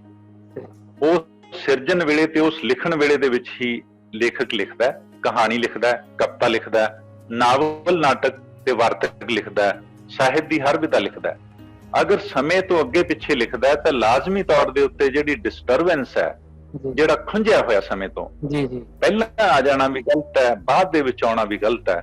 ਠੀਕ ਸਮੇਂ ਦੇ ਉੱਤੇ ਪੱਕੀ ਹੋਈ ਫਸਲ ਵੱਢੀ ਜਾਂਦੀ ਹੈ, ਠੀਕ ਸਮੇਂ ਦੇ ਉੱਤੇ ਪੱਕੀ ਹੋਈ ਕਹਾਣੀ ਲਿਖੀ ਜਾਂਦੀ ਹੈ, ਔਰ ਠੀਕ ਸਮੇਂ ਤੇ ਲਿਖੀ ਗਈ ਕਹਾਣੀ ਸਹੀ ਤਰੀਕੇ ਨਾਲ ਪੜ੍ਹੀ ਤੇ ਸੁਣੀ ਸੁਣਾਈ ਜਾਂਦੀ ਹੈ। ਸਮਾਂ, ਵਕਤ, ਸਿਰਜਣ ਵੇਲਾ, ਲਿਖਣ ਵੇਲਾ ਬਹੁਤ ਜ਼ਿਆਦਾ ਮਨੋਵਿਗਿਆਨਿਕ ਤੌਰ ਦੇ ਉੱਤੇ, ਕਿਉਂਕਿ ਉਹ ਲੇਖਕ ਦੀ, ਇੱਕ ਸਿਰਜਕ ਦੀ, ਕਹਾਣੀਕਾਰ ਦੀ ਮਾਨਸਿਕਤਾ ਹੈ, ਜਿਹੜੀ ਉਹਦੀ ਮਨੋ ਅਵਸਥਾ ਹੈ, ਖਾਸ ਤੌਰ ਤੇ ਉਹਦਾ ਜਿਹੜਾ ਅਵਚੇਤਨੀ ਧਰਾਤਲ ਹੈ, ਉਸ ਨੂੰ ਸਮਾਂ ਹੈ ਜਿਹੜਾ ਪ੍ਰਭਾਵਿਤ ਕਰਦਾ ਹੈ, ਡਿਜ਼ਾਈਨ ਕਰਦਾ ਹੈ। ਉਹਦਾ ਅਸਰ ਉਹਦੀ ਕਹਾਣੀ ਦੇ ਵਿੱਚੋਂ ਵੀ ਦੇਖਿਆ ਜਾ ਸਕਦਾ ਹੈ ਕਿ ਕਿਸ ਸਮੇਂ ਇਹ ਬੰਦਾ ਕਿਸ ਅਵਸਥਾ ਦੇ ਵਿੱਚ ਹੋਊਗਾ ਜਿਸਨੇ ਇਹ ਇਸ ਤਰ੍ਹਾਂ ਕਹਾਣੀ ਲਿਖੀ। ਸੋ ਸਮੇਂ ਵਾਲੀ ਗੱਲ ਬਹੁਤ ਢੁਕਵੀਂ ਹੈ, ਬੜੀ ਹੀ ਸ਼ਾਨਦਾਰ ਹੈ। ਕਹਾਣੀ ਦੇ ਵਿੱਚ ਇਹਦਾ ਬੜਾ ਰੋਲ ਹੈ ਲਿਖਣ ਤੇ ਪੜ੍ਹਨ 'ਚ। ਵਾਹ ਡਾਕਟਰ ਸਾਹਿਬ, ਬਹੁਤ ਸੋਹਣਾ ਜੀ। ਡਾਕਟਰ ਸਾਹਿਬ ਬੜੇ ਪਿਆਰੇ ਤਰੀਕੇ ਨਾਲ ਤੁਹਾਨੂੰ ਦੱਸਿਆ। ਅੱਛਾ, ਇੱਕ ਸਵਾਲ ਇਹ ਵੀ ਜੇਨ ਚ ਆ ਰਿਹਾ ਸੀ ਮੇਰੇ ਡਾਕਟਰ ਸਾਹਿਬ ਕਿ 2 ਲਾਈਨਾਂ ਦੀ ਕਹਾਣੀ ਵੀ ਸਾਡੇ ਲਿਖੀ ਜਾ ਰਹੀ ਹੈ। ਮੈਂ ਖੁਦ ਵੀ 2 ਲਾਈਨਾਂ ਦੀ ਕਹਾਣੀਆਂ ਲਿਖੀਆਂ ਨੇ ਕਾਫੀ ਸਾਰੀਆਂ। ਇਹ ਤੁਹਾਡਾ ਕੀ ਖਿਆਲ ਹੈ ਕਿ ਅੱਜ ਦੇ ਸਮੇਂ ਵਿੱਚ ਜਿਸ ਦੂਸਰੀ ਦੁਨੀਆ ਦਾ ਅਦਬ ਰਚਿਆ ਜਾ ਰਿਹਾ ਹੈ, ਇਹ ਸਾਡੀ ਪੰਜਾਬੀ ਵਿੱਚ ਜਿਹੜੀ ਰਵਾਇਤ ਪੈ ਰਹੀ ਹੈ 2-2, 4-4, 5-5 ਲਾਈਨਾਂ ਦੀ ਕਹਾਣੀ ਲਿਖਣੀ, ਇਹ ਕਿੱਦਾਂ ਪੰਜਾਬੀ ਕਹਾਣੀ ਦੇ ਲਈ ਫਾਇਦੇਮੰਦ ਹੈ ਜਾਂ ਮਤਲਬ ਸਾਡੇ ਅਦਬ ਇੰਨਾ ਸੁੰਗੜ ਜਾਏ, ਇੰਨਾ ਛੋਟਾ ਹੋ ਜਾਏ, ਕੋਈ ਚੰਗੀ ਗੱਲ ਨਹੀਂ? ਇਸ ਬਾਰੇ ਤੁਸੀਂ ਕੀ ਆਖੋਗੇ? ਹਾਂ, ਇਹ ਸਵਾਲ ਬਹੁਤ ਅੱਛਾ ਹੈ। ਇਸ ਬਾਰੇ ਮੇਰਾ ਜਵਾਬ ਇਹ ਹੈ ਡਾਕਟਰ ਸਾਹਿਬ ਕਿ ਹਰ ਯੁੱਗ ਦੇ ਵਿੱਚ ਹਰ ਜਿਹੜੀ ਪੀੜ੍ਹੀ ਹੁੰਦੀ ਹੈ ਸਿਰਜਕਾਂ ਦੀ, ਪੜ੍ਹਨ ਵਾਲਿਆਂ ਦੀ, ਉਹ ਕੁਝ ਨਵੇਂ ਪ੍ਰਯੋਗ ਕਰਦੀ ਹੈ, ਜਿਸ ਕਾਰਨ ਉਹ ਨਵੀਂ ਕਹਾਉਂਦੀ ਹੈ। ਉਹ ਪ੍ਰਯੋਗ ਹੀ ਉਹਦੇ ਪਛਾਣ ਚਿੰਨ੍ਹ ਹੁੰਦੇ ਨੇ, ਉਹਦੀ ਸ਼ਨਾਖਤ ਹੈ ਜਿਹੜੀ ਉਹ ਤੈਅ ਕਰਦੇ ਨੇ ਕਿ ਕਿਸ ਪੀੜ੍ਹੀ ਨੇ ਕਿਸ ਯੁੱਗ ਦੇ ਵਿੱਚ ਕਿਹੋ ਜਿਹੇ ਪ੍ਰਯੋਗ ਕੀਤੇ। ਹੁਣ ਅਸੀਂ ਥੋੜਾ ਜਿਹਾ ਪਿੱਛੇ ਨੂੰ ਜਾਈਏ ਤਾਂ ਸ਼ਹਾਦਤ ਹਸਨ ਮੰਟੋਣਾ ਨੇ ਕਿਤਾਬ ਲਿਖੀ ਹੈ ਸਿਆਹ ਹਾਸ਼ੀਏ, ਜਿਹਦੇ ਵਿੱਚ ਛੋਟੀਆਂ ਮਿੰਨੀ ਕਹਾਣੀਆਂ, ਕਈ ਵਾਰ 2-3 ਲਾਈਨਾਂ ਦੀਆਂ ਵੀ ਕਹਾਣੀਆਂ ਉਹਦੇ ਵਿੱਚ ਹੈਗੀਆਂ ਨੇ। ਪਰ ਹਸਨ ਮੰਟੋ ਦੀ ਲਿਖੀ ਹੋਈ ਕਿਤਾਬ ਹੈ ਜਿਹੜੀ ਉਹ ਸਿਆਹ ਹਾਸ਼ੀਏ, ਮੈਨੂੰ ਉਹ ਬਹੁਤ ਜ਼ਿਆਦਾ ਪ੍ਰਭਾਵਿਤ ਕਰਦੀ ਹੈ, ਵਿਸ਼ਾ ਪੱਖ ਤੋਂ ਵੀ ਔਰ ਕਹਾਣੀ ਲਿਖਣ ਦੀ ਜਿਹੜੀ ਜੁਗਤ ਹੈ ਉਸ ਪੱਖ ਤੋਂ ਵੀ। ਹੁਣ 3 ਲਾਈਨਾਂ ਦੇ ਵਿੱਚ ਵੀ ਮੰਟੋ ਓਡੀ ਵੱਡੀ ਗੱਲ ਕਹਿ ਦਿੰਦਾ ਹੈ, 13 ਲਾਈਨਾਂ 'ਚ ਵੀ ਕਹਿ ਦਿੰਦਾ ਹੈ, 13 ਸਫ਼ਿਆਂ 'ਚ ਵੀ ਉਹ ਓਨੀ ਵੱਡੀ।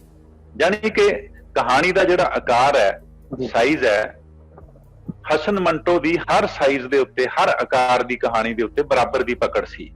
ਉਹ ਇਸ ਕਰਕੇ ਸੀ ਕਿਉਂਕਿ ਉਹਦਾ ਚਿੰਤਨ ਹੈ ਜਿਹੜਾ ਬਹੁਤ ਵੱਡਾ ਸੀ। ਮੰਟੋ ਦਾ ਜਿਹੜਾ ਕਹੀਏ ਕਿ ਵਿਜ਼ਨ ਸੀ ਜਿਹੜਾ, ਉਹਦੀ ਅੰਤਰਦ੍ਰਿਸ਼ਟੀ ਸੀ, ਬਹੁਤ ਵੱਡੀ ਸੀ। ਹੁਣ ਉਹ ਵੱਡੀ ਇਸ ਕਰਕੇ ਬਣੀ ਦੋ ਗੱਲਾਂ ਕਰਕੇ। ਪਹਿਲੀ ਗੱਲ, ਇਹ ਉਸ ਦੇ ਕੋਲ ਜਿਹੜੇ ਪਾਤਰ, ਘਟਨਾਵਾਂ ਤੇ ਅਨੁਭਵ ਆ ਰਹੇ ਸੀ, ਉਹ ਜ਼ਿੰਦਗੀ ਦੇ ਵਿੱਚੋਂ ਸਿੱਧੇ ਡਾਇਰੈਕਟ ਇੰਜੈਕਸ਼ਨ ਦੇ ਰੂਪ ਚ ਆ ਰਹੇ ਸੀ।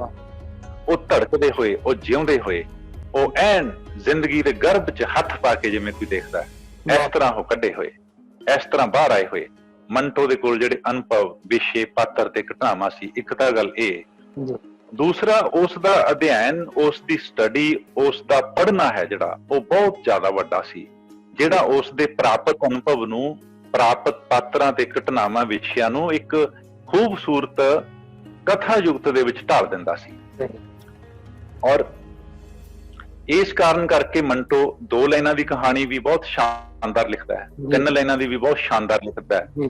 ਉਸਨੇ ਸਿਆਹ ਹਾਸ਼ੀਏ ਕਿਤਾਬ ਦੇ ਵਿੱਚ ਬੜਾ ਖੂਬਸੂਰਤ ਪ੍ਰਯੋਗ ਕੀਤਾ ਕਹਾਣੀ ਦੇ ਜੁਗਤ ਪੱਖ ਤੋਂ, ਸਾਈਜ਼ ਪੱਖ ਤੋਂ, ਵਿਸ਼ਾ ਪੱਖ ਤੋਂ। ਹੁਣ ਜਦੋਂ ਅਸੀਂ ਅੱਜ ਦੇ ਦੌਰ ਦੇ ਵਿੱਚ ਆ ਕੇ ਇਸ ਗੱਲ ਨੂੰ ਦੇਖਦੇ ਹਾਂ, ਤਾਂ ਇਹ ਇੱਕ ਫੈਸ਼ਨ ਦੇ ਤੌਰ ਦੇ ਉੱਤੇ ਮੈਨੂੰ ਗੱਲ ਸਾਹਮਣੇ ਆਈ ਹੋਈ ਦਿਖਾਈ ਦਿੰਦੀ ਹੈ ਵੱਡੇ ਰੂਪ 'ਚ, ਕਿ ਬਹੁਤ ਸਾਰੇ ਲੋਕ ਕਿ 2-2 ਲਾਈਨ ਦੀ, 3-3 ਲਾਈਨ ਦੀ, 5 ਲਾਈਨ ਦੀ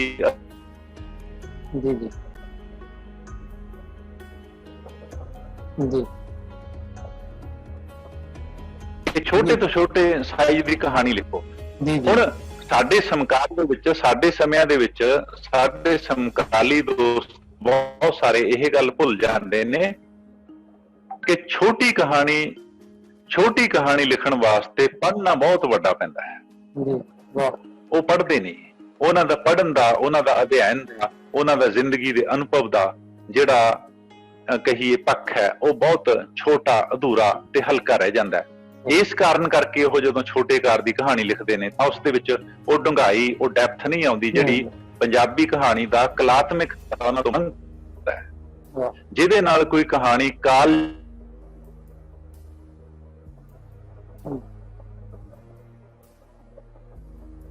ਆਵਾਜ਼ ਦਾ ਮਸਲਾ ਹੈ ਜੀ।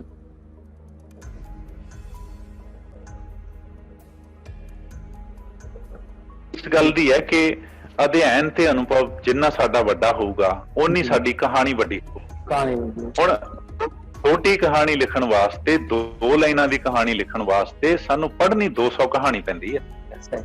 3 ਲਾਈਨਾਂ ਦੀ ਕਹਾਣੀ ਲਿਖਣ ਵਾਸਤੇ ਸਾਨੂੰ 3 ਸਾਲ ਦਾ ਅਨੁਭਵ ਹੈ, ਜਿਹੜਾ ਐਕਸਪੀਰੀਅੰਸ ਹੈ ਲਿਖਣ ਪੜ੍ਹਨ ਦਾ, ਉਹ ਚਾਹੀਦਾ ਹੁੰਦਾ ਹੈ। ਜਿੰਨਾ ਬੰਦਾ ਇਹ ਗੱਲ ਦੇ ਉੱਤੇ, ਇਸ ਲਾਈਨ ਦੇ ਉੱਤੇ ਕਾਇਮ ਰਹੂਗਾ, ਓਨੀ ਹੀ ਉਹਦੀ ਕਹਾਣੀ ਹੈ ਜਿਹੜੀ ਪੱਕੀ ਹੋਊਗੀ, ਔਰ ਉਹ ਪੱਕੀ ਲਕੀਰ ਵਰਗੀ ਹੋਊਗੀ ਕਿ ਖਿੱਚਤੀ ਇੱਕ ਵਾਰ ਮੁੜ ਕੇ ਮਿਟਦੀ ਨਹੀਂ। ਮੈਨੂੰ ਇਸ ਤਰ੍ਹਾਂ ਲੱਗਦਾ। ਜ਼ਬਰਦਸਤ ਜੀ, ਬਹੁਤ ਸੋਹਣਾ। ਅੱਛਾ ਰਾਣਾ ਸਾਹਿਬ, ਤੁਸੀਂ ਤੁਹਾਡੇ ਨਾਲ ਇੱਕ ਗੱਲ ਪੁੱਛਣਾ ਚਾਹ ਰਿਹਾ ਸਾਂ ਕਿ ਜਿਹੜੇ ਬਾਕੀ ਮਮਾਲਕ ਨੇ, ਬਾਕੀ ਜਗ੍ਹਾ ਦੇ ਵਿੱਚ ਜਾ ਰਿਹਾ, ਅੰਗਰੇਜ਼ੀ ਦੇ ਵਿੱਚ ਦੱਸਿਆ ਜਾ ਰਿਹਾ, ਅਰਬੀ ਵਿੱਚ, ਬਾਕੀ ਜਿਹੜੀਆਂ ਵੱਡੀਆਂ ਜ਼ਬਾਨਾਂ ਨੇ, ਤਾਂ ਸਾਡੀ ਜ਼ਬਾਨ ਹੀ ਬਹੁਤ ਬੜੀ ਹੈ, ਸਾਡੀ ਮਾਂ ਬੋਲੀ ਵੀ। ਉਹਦੇ ਵਿੱਚ ਤੁਸੀਂ ਅਸੀਂ ਦੇਖਦੇ ਹਾਂ ਜਸੂਸੀ ਨਾਵਲ ਵੀ ਲਿਖੇ ਜਾ ਰਹੇ ਨੇ, ਹੌਰਰ ਵੀ ਲਿਖੇ ਜਾ ਰਹੇ ਨੇ, ਥ੍ਰਿਲਰ ਵੀ, ਫਿਕਸ਼ਨ ਆ ਰਿਹਾ ਸਾਹਮਣੇ। ਕਿ ਪੰਜਾਬੀ ਵਿੱਚ ਵੀ ਰਵਾਇਤ ਹੈ ਹੌਰਰ ਨਾਵਲ ਦੀ? ਇਹ ਮਤਲਬ ਇਸ ਤਰ੍ਹਾਂ ਜਸੂਸੀ ਨਾਵਲ ਲਿਖੇ ਜਾਣੇ ਜਾਂ ਜਸੂਸੀ ਕਹਾਣੀਆਂ ਕੋਈ ਤੁਹਾਡੇ ਇਸ ਪੰਜਾਬ ਦੇ ਵਿੱਚ ਜਾਂ ਤੁਹਾਡੇ? ਹਾਂਜੀ ਹਾਂ ਡਾਕਟਰ ਸਾਹਿਬ, ਸਭ ਤੋਂ ਪਹਿਲਾਂ ਤਾਂ ਮੈਂ ਤੁਹਾਨੂੰ ਇਸ ਗੱਲ ਦੀ ਬਹੁਤ ਵਧਾਈ ਤੇ ਮੁਬਾਰਕ ਦਿੰਦਾ ਕਿ ਤੁਸੀਂ ਇਹ ਸਵਾਲ ਪੁੱਛਿਆ। ਮੇਰਾ ਲਿਖਣ ਤੇ ਪੜ੍ਹਨ ਦਾ 22 ਸਾਲ ਦਾ ਤਜਰਬਾ ਹੈ, ਅਨੁਭਵ ਹੈ ਇਸ ਖੇਤਰ ਦੇ ਵਿੱਚ। ਅੱਜ ਤੱਕ ਮੈਨੂੰ ਕਿਸੇ ਨੇ ਇਹ ਸਵਾਲ ਨਹੀਂ ਪੁੱਛਿਆ। ਤੁਹਾਨੂੰ ਮੈਂ ਵਧਾਈ ਤੇ ਮੁਬਾਰਕ ਇਸ ਕਰਕੇ ਦਿੱਤੀ ਹੈ ਕਿ ਮੈਂ 22 ਸਾਲ ਤੋਂ ਉਡੀਕ ਰਿਹਾ ਸੀ ਕਿ ਕੋਈ ਬੰਦਾ ਮੈਨੂੰ ਇਹ ਸਵਾਲ ਕਰੇ। ਤੁਸੀਂ ਪਹਿਲੇ ਬੰਦੇ ਹੋ ਵਾਹਦ ਜਿਹਨੇ ਇਹ ਸਵਾਲ ਕੀਤਾ। ਇਸ ਲਈ ਮੈਂ ਤੁਹਾਡੀ ਸਵਾਲ ਕਰਨ ਦੀ ਜਿਹੜੀ ਕਲਾ ਹੈ, ਤੁਹਾਡੀ ਉਹ ਅੰਤਰਦ੍ਰਿਸ਼ਟੀ ਹੈ ਜਿੱਥੋਂ ਇਹ ਸਵਾਲ ਪੈਦਾ ਹੋਇਆ, ਉਹਨੂੰ ਸਲਾਮ ਕਰਦਾ ਹੈ। ਦੂਸਰੀ ਗੱਲ, ਇਹਦਾ ਜਿਹੜਾ ਜਵਾਬ ਹੈ ਉਹ ਵੀ ਤੁਹਾਡੇ ਸਵਾਲ ਜਿੰਨਾ ਹੀ ਖੂਬਸੂਰਤ ਹੈ। ਅਸੀਂ ਹਿੰਦੀ ਦੇ ਵਿੱਚ, ਅੰਗਰੇਜ਼ੀ ਦੇ ਵਿੱਚ, ਦੁਨੀਆ ਦੀਆਂ ਹੋਰ ਜ਼ੁਬਾਨਾਂ ਦੇ ਵਿੱਚ ਸਸਪੈਂਸ ਸਾਹਿਤ ਲਿਖਿਆ ਜਾ ਰਿਹਾ ਹੈ, ਜਸੂਸੀ ਨਾਵਲ ਕਹਾਣੀਆਂ ਲਿਖੀਆਂ ਜਾ ਰਹੀਆਂ ਨੇ, ਹੌਰਰ ਸਾਹਿਤ ਲਿਖਿਆ ਜਾ ਰਿਹਾ ਔਰ ਵਿਗਿਆਨ ਗਲਪ ਲਿਖਿਆ ਜਾ ਰਿਹਾ। ਹੁਣ ਪੰਜਾਬੀ ਸਾਹਿਤ ਹੈ ਜਿਹੜਾ ਦੋਨੇ ਪੰਜਾਬਾਂ ਦਾ, ਇਸ ਦੇ ਵਿੱਚ ਬੜੀ ਹੈਰਾਨੀ ਹੁੰਦੀ ਹੈ ਕਿ ਇਹ ਵਿਧਾਵਾਂ ਨੇ ਜਿਹੜੀਆਂ ਬਹੁਤ ਘੱਟ ਲਿਖੀਆਂ ਗਈਆਂ ਨੇ। ਵਿਗਿਆਨ ਗਲਪ ਹੈ ਜਿਹੜਾ ਸਾਇੰਸ ਫਿਕਸ਼ਨ ਹੈ, ਉਹ ਕੁਝ ਹੱਦ ਤੱਕ, ਬਹੁਤ ਘੱਟ ਉਹ ਵੀ, ਕੁਝ ਹੱਦ ਤੱਕ ਉਹ ਲਿਖਿਆ ਗਿਆ ਹੈ। ਕਹਾਣੀਆਂ ਦੇ ਰੂਪ ਦੇ ਵਿੱਚ, ਨਾਵਲ ਦੇ ਰੂਪ ਚ, ਦੋਵੇਂ ਰੂਪਾਂ ਦੇ ਵਿੱਚ ਮੈਨੂੰ ਉਹ ਦਿਖਾਈ ਦਿੱਤਾ ਪੰਜਾਬੀ ਚ। ਵਿਗਿਆਨ ਗਲਪ ਹੁਣ ਜਦੋਂ ਅਸੀਂ ਜਸੂਸੀ ਸਾਹਿਤ ਦੀ ਗੱਲ ਕਰੀਏ ਤੇ ਹੌਰਰ ਸਾਹਿਤ ਦੀ ਗੱਲ ਕਰੀਏ ਤਾਂ ਇਹ ਜਿਹੜੇ ਜਸੂਸੀ ਸਾਹਿਤ ਤੇ ਹੌਰਰ ਸਾਹਿਤ ਪੰਜਾਬੀ ਕਹਾਣੀ ਦੇ ਵਿੱਚ ਤਾਂ ਇਹ ਅਣਛੋਹਿਆ ਤੇ ਅਨਟੱਚ ਵਿਸ਼ਾ ਅਜੇ ਤੱਕ। ਜਿਹੜੀ ਮੈਂ ਪਹਿਲਾਂ ਗੱਲ ਕਰ ਰਿਹਾ ਸੀ ਤੁਹਾਡੇ ਨਾਲ ਕਿ ਮੈਂ 2006 ਤੋਂ ਨੋਟਸ ਲਏ ਹੋਏ ਸੀ ਜਿਹੜੇ ਕਹਾਣੀ ਦੇ, ਹੁਣ 2020 ਚ ਸ਼ੁਰੂ ਕੀਤੀ ਉਹ ਸਮਾਂ ਆਇਆ। ਤੁਹਾਨੂੰ ਇਹ ਜਾਣ ਕੇ ਬੜੀ ਖੁਸ਼ੀ ਹੋਊਗੀ ਕਿ ਉਹ ਪੰਜਾਬੀ ਦੀ ਪਹਿਲੀ ਹੌਰਰ ਕਹਾਣੀ ਹੋਊਗੀ। ਵਾਹ ਵਾਹ। ਮੈਂ ਅੱਜ ਕੱਲ ਉਹ ਹੌਰਰ ਕਹਾਣੀ ਦੇ ਉੱਤੇ ਕੰਮ ਕਰ ਰਿਹਾ ਅੱਜ ਕੱਲ, ਔਰ ਇਸ ਇੱਕ ਕਹਾਣੀ ਨੂੰ ਲਿਖਣ ਵਾਸਤੇ ਮੈਂ 100 ਹੌਰਰ ਕਹਾਣੀ ਪੜ੍ਹੀ ਹੈ ਪਹਿਲਾਂ। ਦੁਨੀਆ ਦੀ ਹਰ ਜ਼ੁਬਾਨ ਦੀ ਬੈਸਟ ਕਹਾਣੀ ਪੜ੍ਹੀ ਹੈ। ਹੁਣ ਪੰਜਾਬੀ ਦੇ ਵਿੱਚ ਹੌਰਰ ਕਹਾਣੀ ਪ੍ਰਚਲਿਤ ਨਹੀਂ ਹੋਈ ਕਿਉਂਕਿ ਸਾਡੇ ਆਲੋਚਕ, ਸਾਡੇ ਲੇਖਕ, ਈਵਨ ਸਾਡੇ ਪਾਠਕ ਵੀ ਹੁਣ ਤੱਕ ਇਹ ਸਮਝਦੇ ਰਹੇ ਨੇ ਕਿ ਜਸੂਸੀ ਸਾਹਿਤ ਤੇ ਹੌਰਰ ਸਾਹਿਤ ਹੈ ਜਿਹੜਾ ਇਹ ਇੱਕ ਟਾਈਮ ਪਾਸ ਹੈ, ਇਹ ਇੱਕ ਬੜਾ ਹਲਕਾ ਸਾਹਿਤ ਹੈ। ਇਸ ਦੇ ਰਾਹੀਂ ਅਸੀਂ ਮਨੁੱਖੀ ਸਰੋਕਾਰਾਂ ਦੀ, ਅਸੀਂ ਸਮਾਜਿਕ ਸਰੋਕਾਰਾਂ ਦੀ, ਅਸੀਂ ਮਨੋਵਿਰਤੀਆਂ ਦੀ, ਅਸੀਂ ਜਿਹੜੇ ਗੰਭੀਰ ਮੁੱਦੇ ਤੇ ਵਿਸ਼ੇ ਨੇ ਉਹਨਾਂ ਦੀ ਗੱਲ ਨਹੀਂ ਕਰ ਸਕਦੇ। ਜਸੂਸੀ ਸਾਹਿਤ ਤੇ ਹੌਰਰ ਸਾਹਿਤ ਟਾਈਮ ਪਾਸ ਵਾਸਤੇ ਹੁੰਦਾ, ਹੁਣ ਤੱਕ ਅਸੀਂ ਇਹ ਮੰਨਦੇ ਆਏ ਹਾਂ। ਪਰ ਨਹੀਂ, ਸਾਨੂੰ ਆਪਣੀ ਸੋਚ ਨੂੰ, ਸਾਡੀ ਅੰਤਰ ਦ੍ਰਿਸ਼ਟੀ ਨੂੰ ਨਵੇਂ ਸਿਰੇ ਤੋਂ ਪਰਿਭਾਸ਼ਿਤ ਕਰਨਾ ਪਊਗਾ, ਤਾਂ ਅਸੀਂ ਪੰਜਾਬੀ ਸਾਹਿਤ ਦੇ ਵਿੱਚ ਖਾਸ ਤੌਰ ਦੇ ਉੱਤੇ ਕਹਾਣੀ ਤੇ ਨਾਵਲ ਦੇ ਵਿੱਚ ਇੱਕ ਵੰਨਗੀ ਹੈ ਜਿਹੜੀ ਉਹ ਲੈ ਕੇ ਆਵਾਂਗੇ। ਮੈਂ ਜਿਹੜੀ ਇਹ ਗੱਲ ਕਹਿ ਰਿਹਾ ਆਪ ਸ਼ੁਰੂਆਤ ਲਿਖ ਕੇ ਇਸ ਤਰ੍ਹਾਂ ਦੀ ਕਹਾਣੀ ਦੀ ਕਰ ਰਿਹਾ ਕਿਉਂਕਿ ਅਸੀਂ ਜਿਹੜੀ ਗੱਲ ਕਹਿਣੀ ਹੈ ਜ਼ਰੂਰੀ ਹੈ ਕਿ ਅਸੀਂ ਉਹ ਕਰਦੇ ਵੀ ਹੋਈਏ, ਸਾਡੀ ਕਹਿਣੀ ਤੇ ਕਰਨੀ ਇੱਕ ਹੋਵੇ। ਇਸ ਲਈ ਮੈਂ ਉਹ ਕਹਾਣੀ ਪਹਿਲਾਂ ਲਿਖ ਰਿਹਾ, ਬਾਅਦ ਦੇ ਵਿੱਚ ਤੁਹਾਨੂੰ ਇਹ ਗੱਲ ਕਹਿ ਰਿਹਾ ਕਿ ਪੰਜਾਬੀ ਕਹਾਣੀ ਤੇ ਨਾਵਲ ਦੇ ਵਿੱਚ ਜਸੂਸੀ ਸਾਹਿਤ ਤੇ ਕਹਾਣੀ, ਹੌਰਰ ਸਾਹਿਤ ਲਾਜ਼ਮੀ ਤੌਰ ਦੇ ਉੱਤੇ ਆਉਣਾ ਚਾਹੀਦਾ, ਇੱਕ ਵੰਨਗੀ ਪੈਦਾ ਹੋਵੇ। ਔਰ ਮੇਰੇ ਯਕੀਨ ਹੈ ਕਿ ਇਹ ਆਊਗਾ, ਗੱਲ ਚੱਲੂਗੀ ਤਾਂ ਦੂਰ ਤੱਕ ਜਾਊਗੀ। ਪੰਜਾਬੀ ਦੇ ਵਿੱਚ ਜਸੂਸੀ ਕਹਾਣੀ ਕੋਈ ਨਹੀਂ ਮਿਲਦੀ, ਹੌਰਰ ਕਹਾਣੀ ਕੋਈ ਨਹੀਂ ਮਿਲਦੀ, ਪਰ ਡਾਕਟਰ ਸਾਹਿਬ ਪੰਜਾਬੀ ਦੇ ਵਿੱਚ ਪਿਛਲੇ ਕੁਝ ਸਮੇਂ ਤੋਂ ਜਸੂਸੀ ਨਾਵਲ ਜ਼ਰੂਰ ਲਿਖਿਆ ਜਾਣ ਲੱਗਿਆ ਹੈ। ਮੈਂ ਨਾਮ ਲੈਣਾ ਚਾਹੂੰਗਾ ਤਾਂ ਕਿ ਉਹਨਾਂ ਬੰਦਿਆਂ ਨੂੰ ਹੌਸਲਾ ਹੋਵੇ। ਸਾਡੇ ਕੋਲ ਇਧਰੋਂ ਹੁਸ਼ਿਆਰਪੁਰ ਵੱਲੋਂ ਇੱਕ ਭਾਕਰ ਪਿੰਡ ਹੈ, ਬਲਦੇਵ ਸਿੰਘ ਭਾਕਰ ਉਸ ਬੰਦੇ ਦਾ ਨਾਂ ਹੈ। ਦੁਨੀਆ ਦੇ ਤਮਾਮ, ਇਹ ਮੈਨੂੰ ਲੱਗਦਾ ਕਿ ਮੇਰੇ ਜਨਮ ਤੋਂ ਵੀ ਪਹਿਲਾਂ ਦਾ ਉਹ ਬੰਦਾ ਜਸੂਸੀ ਸਾਹਿਤ ਪੜ੍ਹ ਰਿਹਾ ਹੈ, ਹੌਰਰ ਸਾਹਿਤ ਪੜ੍ਹ ਰਿਹਾ ਹੈ। ਉਸ ਬੰਦੇ ਨੇ ਪਿਛਲੇ ਕੁਝ ਸਾਲਾਂ ਤੋਂ ਜਸੂਸੀ ਨਾਵਲ ਲਿਖਣੇ ਸ਼ੁਰੂ ਕੀਤੇ ਨੇ ਜਿਹਦੇ ਵਿੱਚ ਹੌਰਰ ਟੱਚ ਵੀ ਹੈ। ਉਹਦੇ 2 ਨਾਵਲ, ਜੱਗਾ ਜਸੂਸ ਤੇ ਚੌਥਾ ਕਤਲ, ਦੂਸਰਾ ਨਾਵਲ ਉਹਦਾ ਖੂਨੀ ਕਿਲਾ, 2 ਨਾਵਲ ਉਹਦੇ ਆ ਚੁੱਕੇ ਨੇ ਔਰ ਬਹੁਤ ਹੀ ਕਮਾਲ ਦੇ ਉਹ ਨਾਵਲ ਨੇ। ਮੈਂ ਦੋਨੇ ਪੜ੍ਹ ਕੇ ਉਸਨੂੰ ਲਿਖ ਕੇ ਵੀ ਦਿੱਤਾ ਤੇ ਬੜੀ ਗੱਲਬਾਤ ਵੀ ਉਹਦੇ ਨਾਲ ਕੀਤੀ, ਬਹੁਤ ਅੱਛੇ ਨੇ ਕਲਾਤਮਿਕ ਪੱਖ ਤੋਂ। ਤੀਸਰਾ ਨਾਵਲ ਸਾਡੇ ਕੋਲ ਜਸੂਸੀ ਪੰਜਾਬੀ ਚ ਡਬਲ ਮਰਡਰ, ਬਲਵਿੰਦਰ ਸ਼ਰਮਾ ਇੱਕ ਬਠਿੰਡੇ ਤੋਂ ਬੰਦਾ ਹੈ, ਪੱਤਰਕਾਰ ਹੈ ਪੇਸ਼ੇ ਵਜੋਂ, ਉਸਨੇ ਲਿਖਿਆ। ਸਾਡੇ ਕੋਲ ਇਹ 3 ਨਾਵਲ ਜਸੂਸੀ ਦੇ। ਚੌਥਾ ਪਿਛਲੇ ਦਿਨੀ ਮੈਂ ਇੱਕ ਕਿਸੇ ਪੁਰਾਣੇ ਲੇਖਕ ਦਾ ਨਾਵਲ ਲਾਇਬ੍ਰੇਰੀ ਦੇ ਵਿੱਚੋਂ ਲੱਭ ਕੇ ਲਿਆਇਆ, ਖੂਨੀ ਕਵੀ, ਉਹਦਾ ਨਾਮ ਹੈ ਖੂਨੀ ਕਵੀ। ਉਹਦੇ ਵਿੱਚ ਉਹਦੇ ਉੱਪਰ ਉਹਨੇ ਲਿਖਿਆ ਹੋਇਆ ਕਿ ਪੰਜਾਬੀ ਦਾ ਪਹਿਲਾ ਜਸੂਸੀ ਨਾਵਲ, ਪੰਜਾਬੀ ਦਾ ਪਹਿਲਾ ਜਸੂਸੀ ਨਾਵਲ। ਹੁਣ ਪੰਜਾਬੀ ਦੇ ਵਿੱਚ ਜਸੂਸੀ ਨਾਵਲ, ਜਸੂਸੀ ਕਹਾਣੀ, ਹੌਰਰ ਨਾਵਲ, ਹੌਰਰ ਕਹਾਣੀ, ਇਹ ਵਿਧਾ, ਇਹ ਖੇਤਰ, ਇਹ ਪੱਖ ਖਾਲੀ ਪਿਆ। ਇਹ ਵੰਨਗੀ ਲਾਜ਼ਮੀ ਤੌਰ ਦੇ ਉੱਤੇ ਆਉਣੀ ਚਾਹੀਦੀ ਹੈ, ਪਰ ਇਹ ਮੈਂ ਨਾਲ ਹੀ ਇਸ ਗੱਲ ਦਾ ਅਹਿਸਾਸ ਕਰਵਾ ਦੇਵਾਂ ਕਿ ਇਸ ਜਾਨਰ ਨੂੰ ਲਿਖਣ ਵਾਸਤੇ ਬਹੁਤ ਜ਼ਿਆਦਾ ਪੜ੍ਹਨ ਦੀ ਲੋੜ ਆ। ਇਹ ਬਹੁਤ ਹੀ ਤਲਵਾਰ ਦੀ ਧਾਰ ਦੇ ਉੱਤੇ ਤੁਰਨ ਵਾਲਾ ਕੰਮ ਹੈ। ਇਸ ਨੂੰ ਅਸੀਂ ਹਲਕੇ ਫੁਲਕੇ ਅੰਦਾਜ਼ ਦੇ ਵਿੱਚ ਨਹੀਂ ਲੈ ਸਕਦੇ।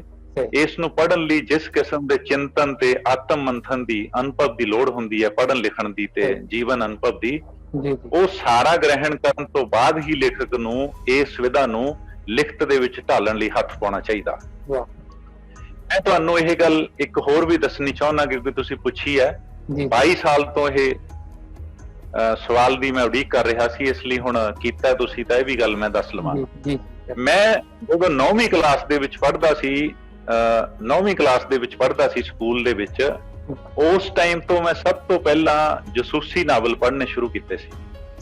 ਸਾਡੇ ਇੱਥੇ ਹਿੰਦੁਸਤਾਨ ਦੇ ਵਿੱਚ ਇੱਕ ਵੇਦ ਪ੍ਰਕਾਸ਼ ਸ਼ਰਮਾ ਮੇਰਠ ਤੋਂ ਨਾਵਲਕਾਰ ਸੀ, ਹੁਣ ਉਹਦੀ ਡੈਥ ਹੋ ਗਈ।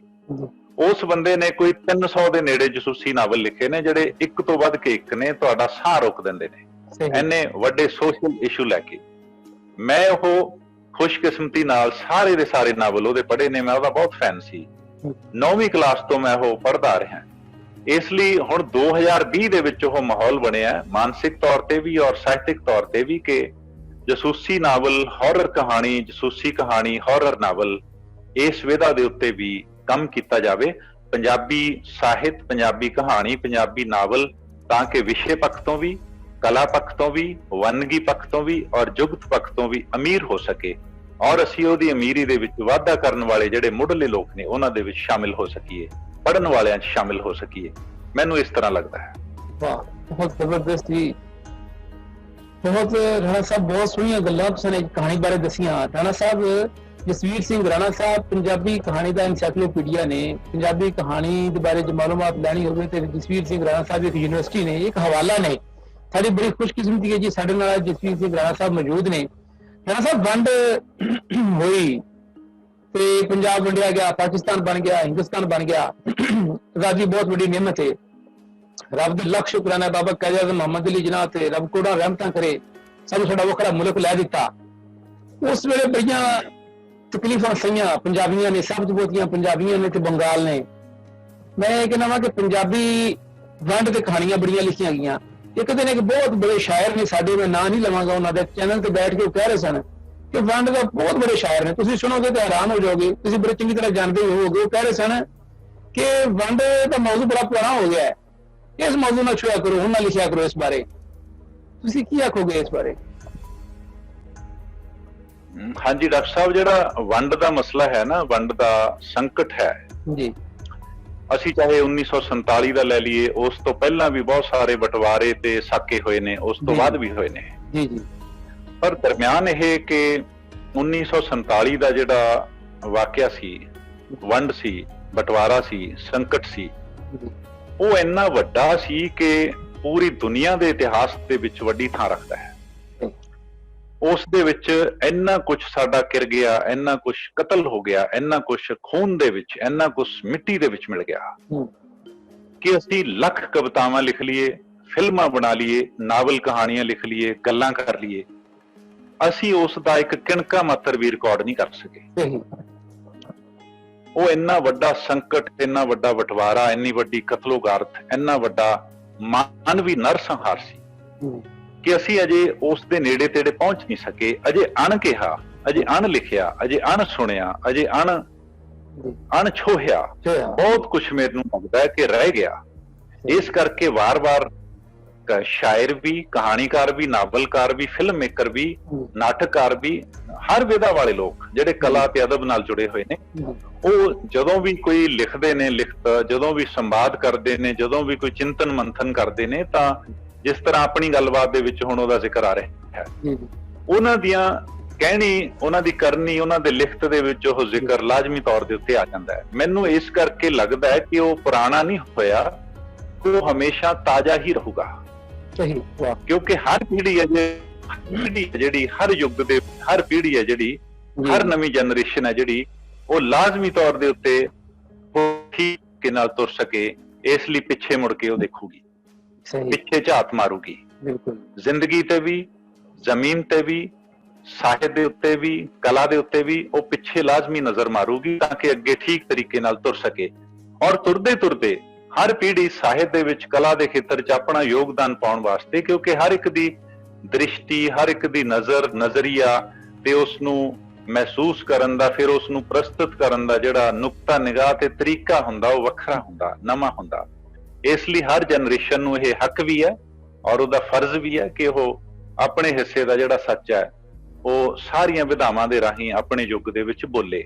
ਹੁਣ ਉਹ ਇੰਨਾ ਵੱਡਾ ਸੱਚ ਅਸੀਂ ਡਾਕਟਰ ਸਾਹਿਬ ਵਾਪਰਦਾ ਹੋਇਆ ਧਰਤੀ ਦੇ ਉੱਤੇ ਵੇਖਿਆ ਕਿ ਅਸੀਂ ਉਹਨੂੰ ਲੱਖ ਝੂਠ ਕਹੀ ਜਾਈਏ ਕਿ ਉਹ ਤਾਂ ਪੁਰਾਣੀ ਗੱਲ ਹੋ ਗਈ, ਅਸੀਂ ਲੱਖ ਜਾਈਏ। ਮੈਨੂੰ ਲੱਗਦਾ ਕਿ ਨਹੀਂ, ਉਹ ਸੱਚ ਹਰ ਯੁੱਗ ਦੇ ਵਿੱਚ ਨਵੇਂ ਸਿਰੇ ਤੋਂ ਪਰਿਭਾਸ਼ਿਤ ਕਰਦਾ ਬੰਦਿਆਂ ਨੂੰ, ਤੇ ਬੰਦੇ ਉਹਨੂੰ ਪਰਿਭਾਸ਼ਿਤ ਕਰਦੇ ਨੇ।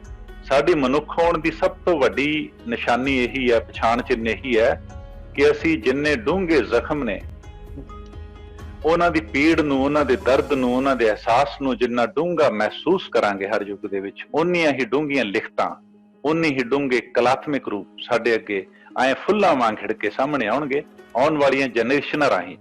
ਜਨਰੇਸ਼ਨਾਂ ਦੇ ਵਾਸਤੇ ਵੀ, ਉਹਨਾਂ ਦੇ ਰਾਹੀਂ ਵੀ, ਤਾਂ ਕਿ ਉਸ ਤਰ੍ਹਾਂ ਦੇ ਸਾਕੇ ਦੁਬਾਰਾ ਨਾ ਵਾਪਰ ਸਕਣ। ਸਾਰਾ ਸਾਡਾ ਜ਼ੋਰ ਇਸ ਗੱਲ ਦੇ ਉੱਤੇ ਹੀ ਹੈ ਕਿ ਉਹ ਸਾਕੇ ਨਾ ਵਾਪਰ ਸਕਣ। ਇਸ ਲਈ ਹਰ ਯੁੱਗ 'ਚ ਹਰ ਪੀੜ੍ਹੀ ਹੈ ਜਿਹੜੀ ਉਹਨੂੰ ਦੇਖੂਗੀ ਵੀ, ਪੜ੍ਹੂਗੀ ਵੀ, ਲਿਖੂਗੀ ਵੀ। ਮੈਨੂੰ ਲੱਗਦਾ ਕਿ ਉਹ ਗੱਲ ਕਦੇ ਵੀ ਪੁਰਾਣੀ ਨਹੀਂ ਹੁੰਦੀ, ਹਰ ਯੁੱਗ ਦੇ ਵਿੱਚ ਉਹ ਗੱਲ ਨਵੀਂ ਰਹੂ। ਬਹੁਤ ਸੋਹਣੀ ਜੀ, ਬੜਾ ਸੋਹਣਾ ਤੁਸੀਂ ਨੇ। ਬਿਲਕੁਲ ਮੈਨੂੰ ਉਮੀਦ ਸੀ ਕਿ ਰਾਣਾ ਸਾਹਿਬ ਇਹੀ ਕਹਿਣ, ਕਿਉਂਕਿ ਮੈਂ ਵੀ ਖੁਦ ਵੀ ਇੰਝ ਸੋਚਣਾ।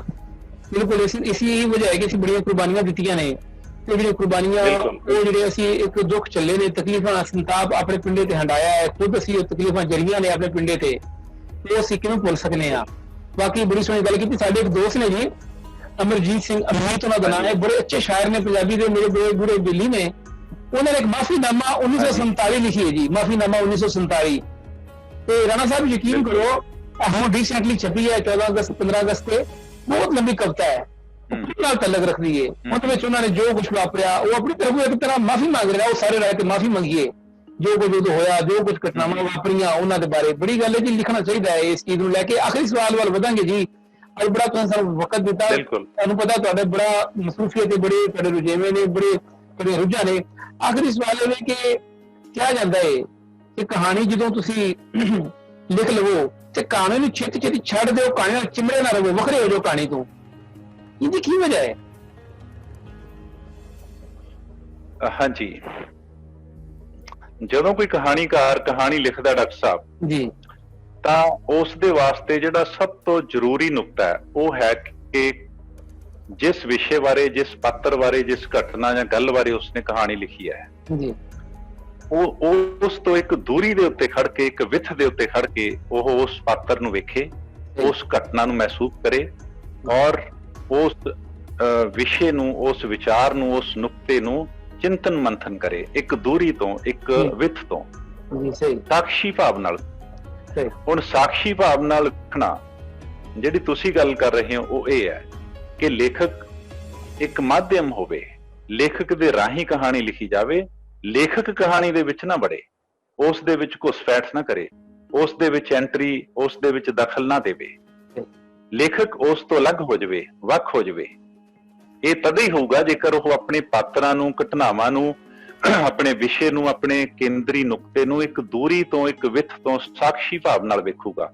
ਕਹਾਣੀ ਲਿਖਣ ਤੋਂ ਪਹਿਲਾਂ ਵੀ, ਕਹਾਣੀ ਲਿਖਣ ਦੇ ਦੌਰਾਨ ਵੀ, ਕਹਾਣੀ ਲਿਖਣ ਤੋਂ ਬਾਅਦ ਵੀ, ਤਿੰਨਾਂ ਹੀ ਸਮਿਆਂ ਦੇ ਵਿੱਚ ਜਿਹੜਾ ਤ੍ਰੈਕਾਲੀ ਵਕਤ ਹੈ, ਜਿਹੜਾ ਤ੍ਰੈਕਾਲ ਹੈ, ਉਸ ਦੇ ਵਿੱਚ ਉਹਦੀ ਇੱਕ ਵਿੱਥ, ਇੱਕ ਦੂਰੀ, ਇੱਕ ਸਾਖੀ ਭਾਵ ਅਤੀ ਜ਼ਰੂਰੀ ਹੈ। ਤਾਂ ਉਹਦੀ ਕਹਾਣੀ ਹੈ ਜਿਹੜੀ ਉਹ ਇੱਕ ਕਲਾਤਮਿਕ ਤੌਰ ਦੇ ਉੱਤੇ ਸ਼ਾਹਕਾਰ ਕਹਾਣੀ ਜਾਂ ਮਾਸਟਰਪੀਸ ਵਰਗੀ ਚੀਜ਼ ਬਣ ਸਕੂਗੀ। ਨਹੀਂ ਤਾਂ ਉਹ ਅਗਰ ਵਿੱਚੋਂ ਦਖਲ ਦਊਗਾ, ਪਹਿਲਾਂ ਵੀ ਨਾਲ ਜੁੜਿਆ ਹੋਇਆ ਸੀ, ਜਿਆਦਾ ਵਿੱਚ ਵੀ ਦਖਲ ਦੇਈ ਜਾਂਦਾ, ਬਾਅਦ ਦੇ ਵਿੱਚ ਵੀ ਉਹ ਖਹਿੜਾ ਨਹੀਂ ਛੱਡਦਾ ਕਹਾਣੀ ਦਾ, ਤਾਂ ਉਸ ਦੀ ਕਹਾਣੀ ਉਹਦੇ ਭਾਰ ਥੱਲੇ ਦਬ ਜੂਗੀ। ਕਹਾਣੀ ਲੇਖਕ ਦੇ ਭਾਰ ਤੋਂ ਮੁਕਤ ਹੋਣੀ ਚਾਹੀਦੀ ਹੈ। ਲੇਖਕ ਮਾਧਿਅਮ ਹੋਣਾ ਚਾਹੀਦਾ ਹੈ, ਕਹਾਣੀਕਾਰ ਮਾਧਿਅਮ ਹੋਣਾ ਚਾਹੀਦਾ ਹੈ ਕਿ ਆਪਣੀ ਗੱਲ ਕਹਿ ਕੇ ਉਹ ਇੱਕ ਪਾਸੇ ਹੋ ਗਿਆ, ਹੁਣ ਪਾਠਕ ਤੇ ਕਹਾਣੀ ਆਮੋ ਸਾਹਮਣੇ ਨੇ, ਉਹਨਾਂ ਨੇ ਗੱਲ ਕਰਨੀ ਹੈ, ਉਹ ਵਿੱਚ ਦਖਲ ਨਾ ਦੇਵੇ। ਜਿਹੜੀ ਤੁਸੀਂ ਗੱਲ ਪੁੱਛੀ ਹੈ ਉਹ ਕੁਛ ਇਸ ਤਰ੍ਹਾਂ ਦੀ ਹੈ, ਇਹ ਅਤੀ ਜ਼ਰੂਰੀ ਹੈ। ਸਾਖੀ ਭਾਵ ਹੋਣਾ, ਤ੍ਰੈ ਕਾਲ ਦੇ ਵਿੱਚ ਹੋਣਾ, ਤਾਂ ਕਿ ਸਾਡੀ ਕਹਾਣੀ ਹੈ ਜਿਹੜੀ ਉਹ ਅੱਛੇ ਤਰੀਕੇ ਨਾਲ ਲਿਖੀ ਜਾ ਸਕੇ, ਫਿਰ ਉਹ ਅੱਛੇ ਤਰੀਕੇ ਨਾਲ ਪੜ੍ਹੀ ਜਾ ਸਕੇ। ਮੈਨੂੰ ਇਸ ਤਰ੍ਹਾਂ ਲੱਗਦਾ ਹੈ। ਬਹੁਤ ਰਾਣਾ ਸਾਹਿਬ, ਬਹੁਤ ਸ਼ੁਕਰੀਆ। ਜਸਵੀਰ ਸਿੰਘ ਰਾਣਾ ਸਾਹਿਬ ਜੀ ਸਾਡੇ ਨਾਲ ਅੱਜ ਮੌਜੂਦ ਸਨ। ਸਾਡੇ ਬਹੁਤ ਚੰਗੇ ਭਾਗ ਨੇ, ਅਸੀਂ ਬੜੇ ਖੁਸ਼ਕਿਸਮਤ ਹਾਂ ਕਿ ਜਨਾਬ ਨੇ ਬੜਾ ਟਾਈਮ ਕੱਢਿਆ ਸਾਡੇ ਲਈ। ਰਾਣਾ ਸਾਹਿਬ, ਸਵਾਲਾਂ ਦੀ ਇੱਕ ਲੰਮੀ ਲਿਸਟ ਮੇਰੇ ਮਨ ਵਿੱਚ, ਢੇਰ ਸਾਰੇ ਸਵਾਲ ਅਜੇ ਰਹਿੰਦੇ ਨੇ, ਲੇਕਿਨ ਵਕਤ ਦੀ ਕਮੀ ਹੈ, ਵਕਤ ਦੀ ਕਿੱਲਤ ਹੈ। ਇਸ ਵਜ੍ਹਾ ਤੋਂ ਇਨਸ਼ਾਅੱਲਾ ਫਿਰ ਆਪਾਂ ਇੱਕ ਪ੍ਰੋਗਰਾਮ ਰੱਖਾਂਗੇ। ਤੇ ਸਾਡੇ ਲਈ ਬੜੀ ਖੁਸ਼ਕਿਸਮਤੀ ਦੀ ਗੱਲ ਹੈ ਕਿ ਤੁਸੀਂ ਸਾਡੇ ਲਈ ਸਪੈਸ਼ਲ ਟਾਈਮ ਕੱਢਿਆ ਕਿ ਇਹਦੇ ਵੱਡੇ ਕਹਾਣੀਕਾਰ, ਇਹਦੇ ਵੱਡੇ ਕਹਾਣੀ ਦੇ ਨਕਾਰ ਨੂੰ ਅਸੀਂ ਆਪਣੇ ਸਾਹਮਣੇ ਦੇਖ ਕੇ ਅੱਜ ਬੜੀ ਖੁਸ਼ੀ ਮਹਿਸੂਸ ਕਰ ਰਹੇ ਹਾਂ। ਸਾਡੇ ਲੰਘੇ ਪੰਜਾਬ ਵਾਸੀਆਂ ਲਈ ਤੁਹਾਡੀਆਂ ਗੱਲਾਂ ਬੜੀਆਂ ਅਹਿਮ ਨੇ।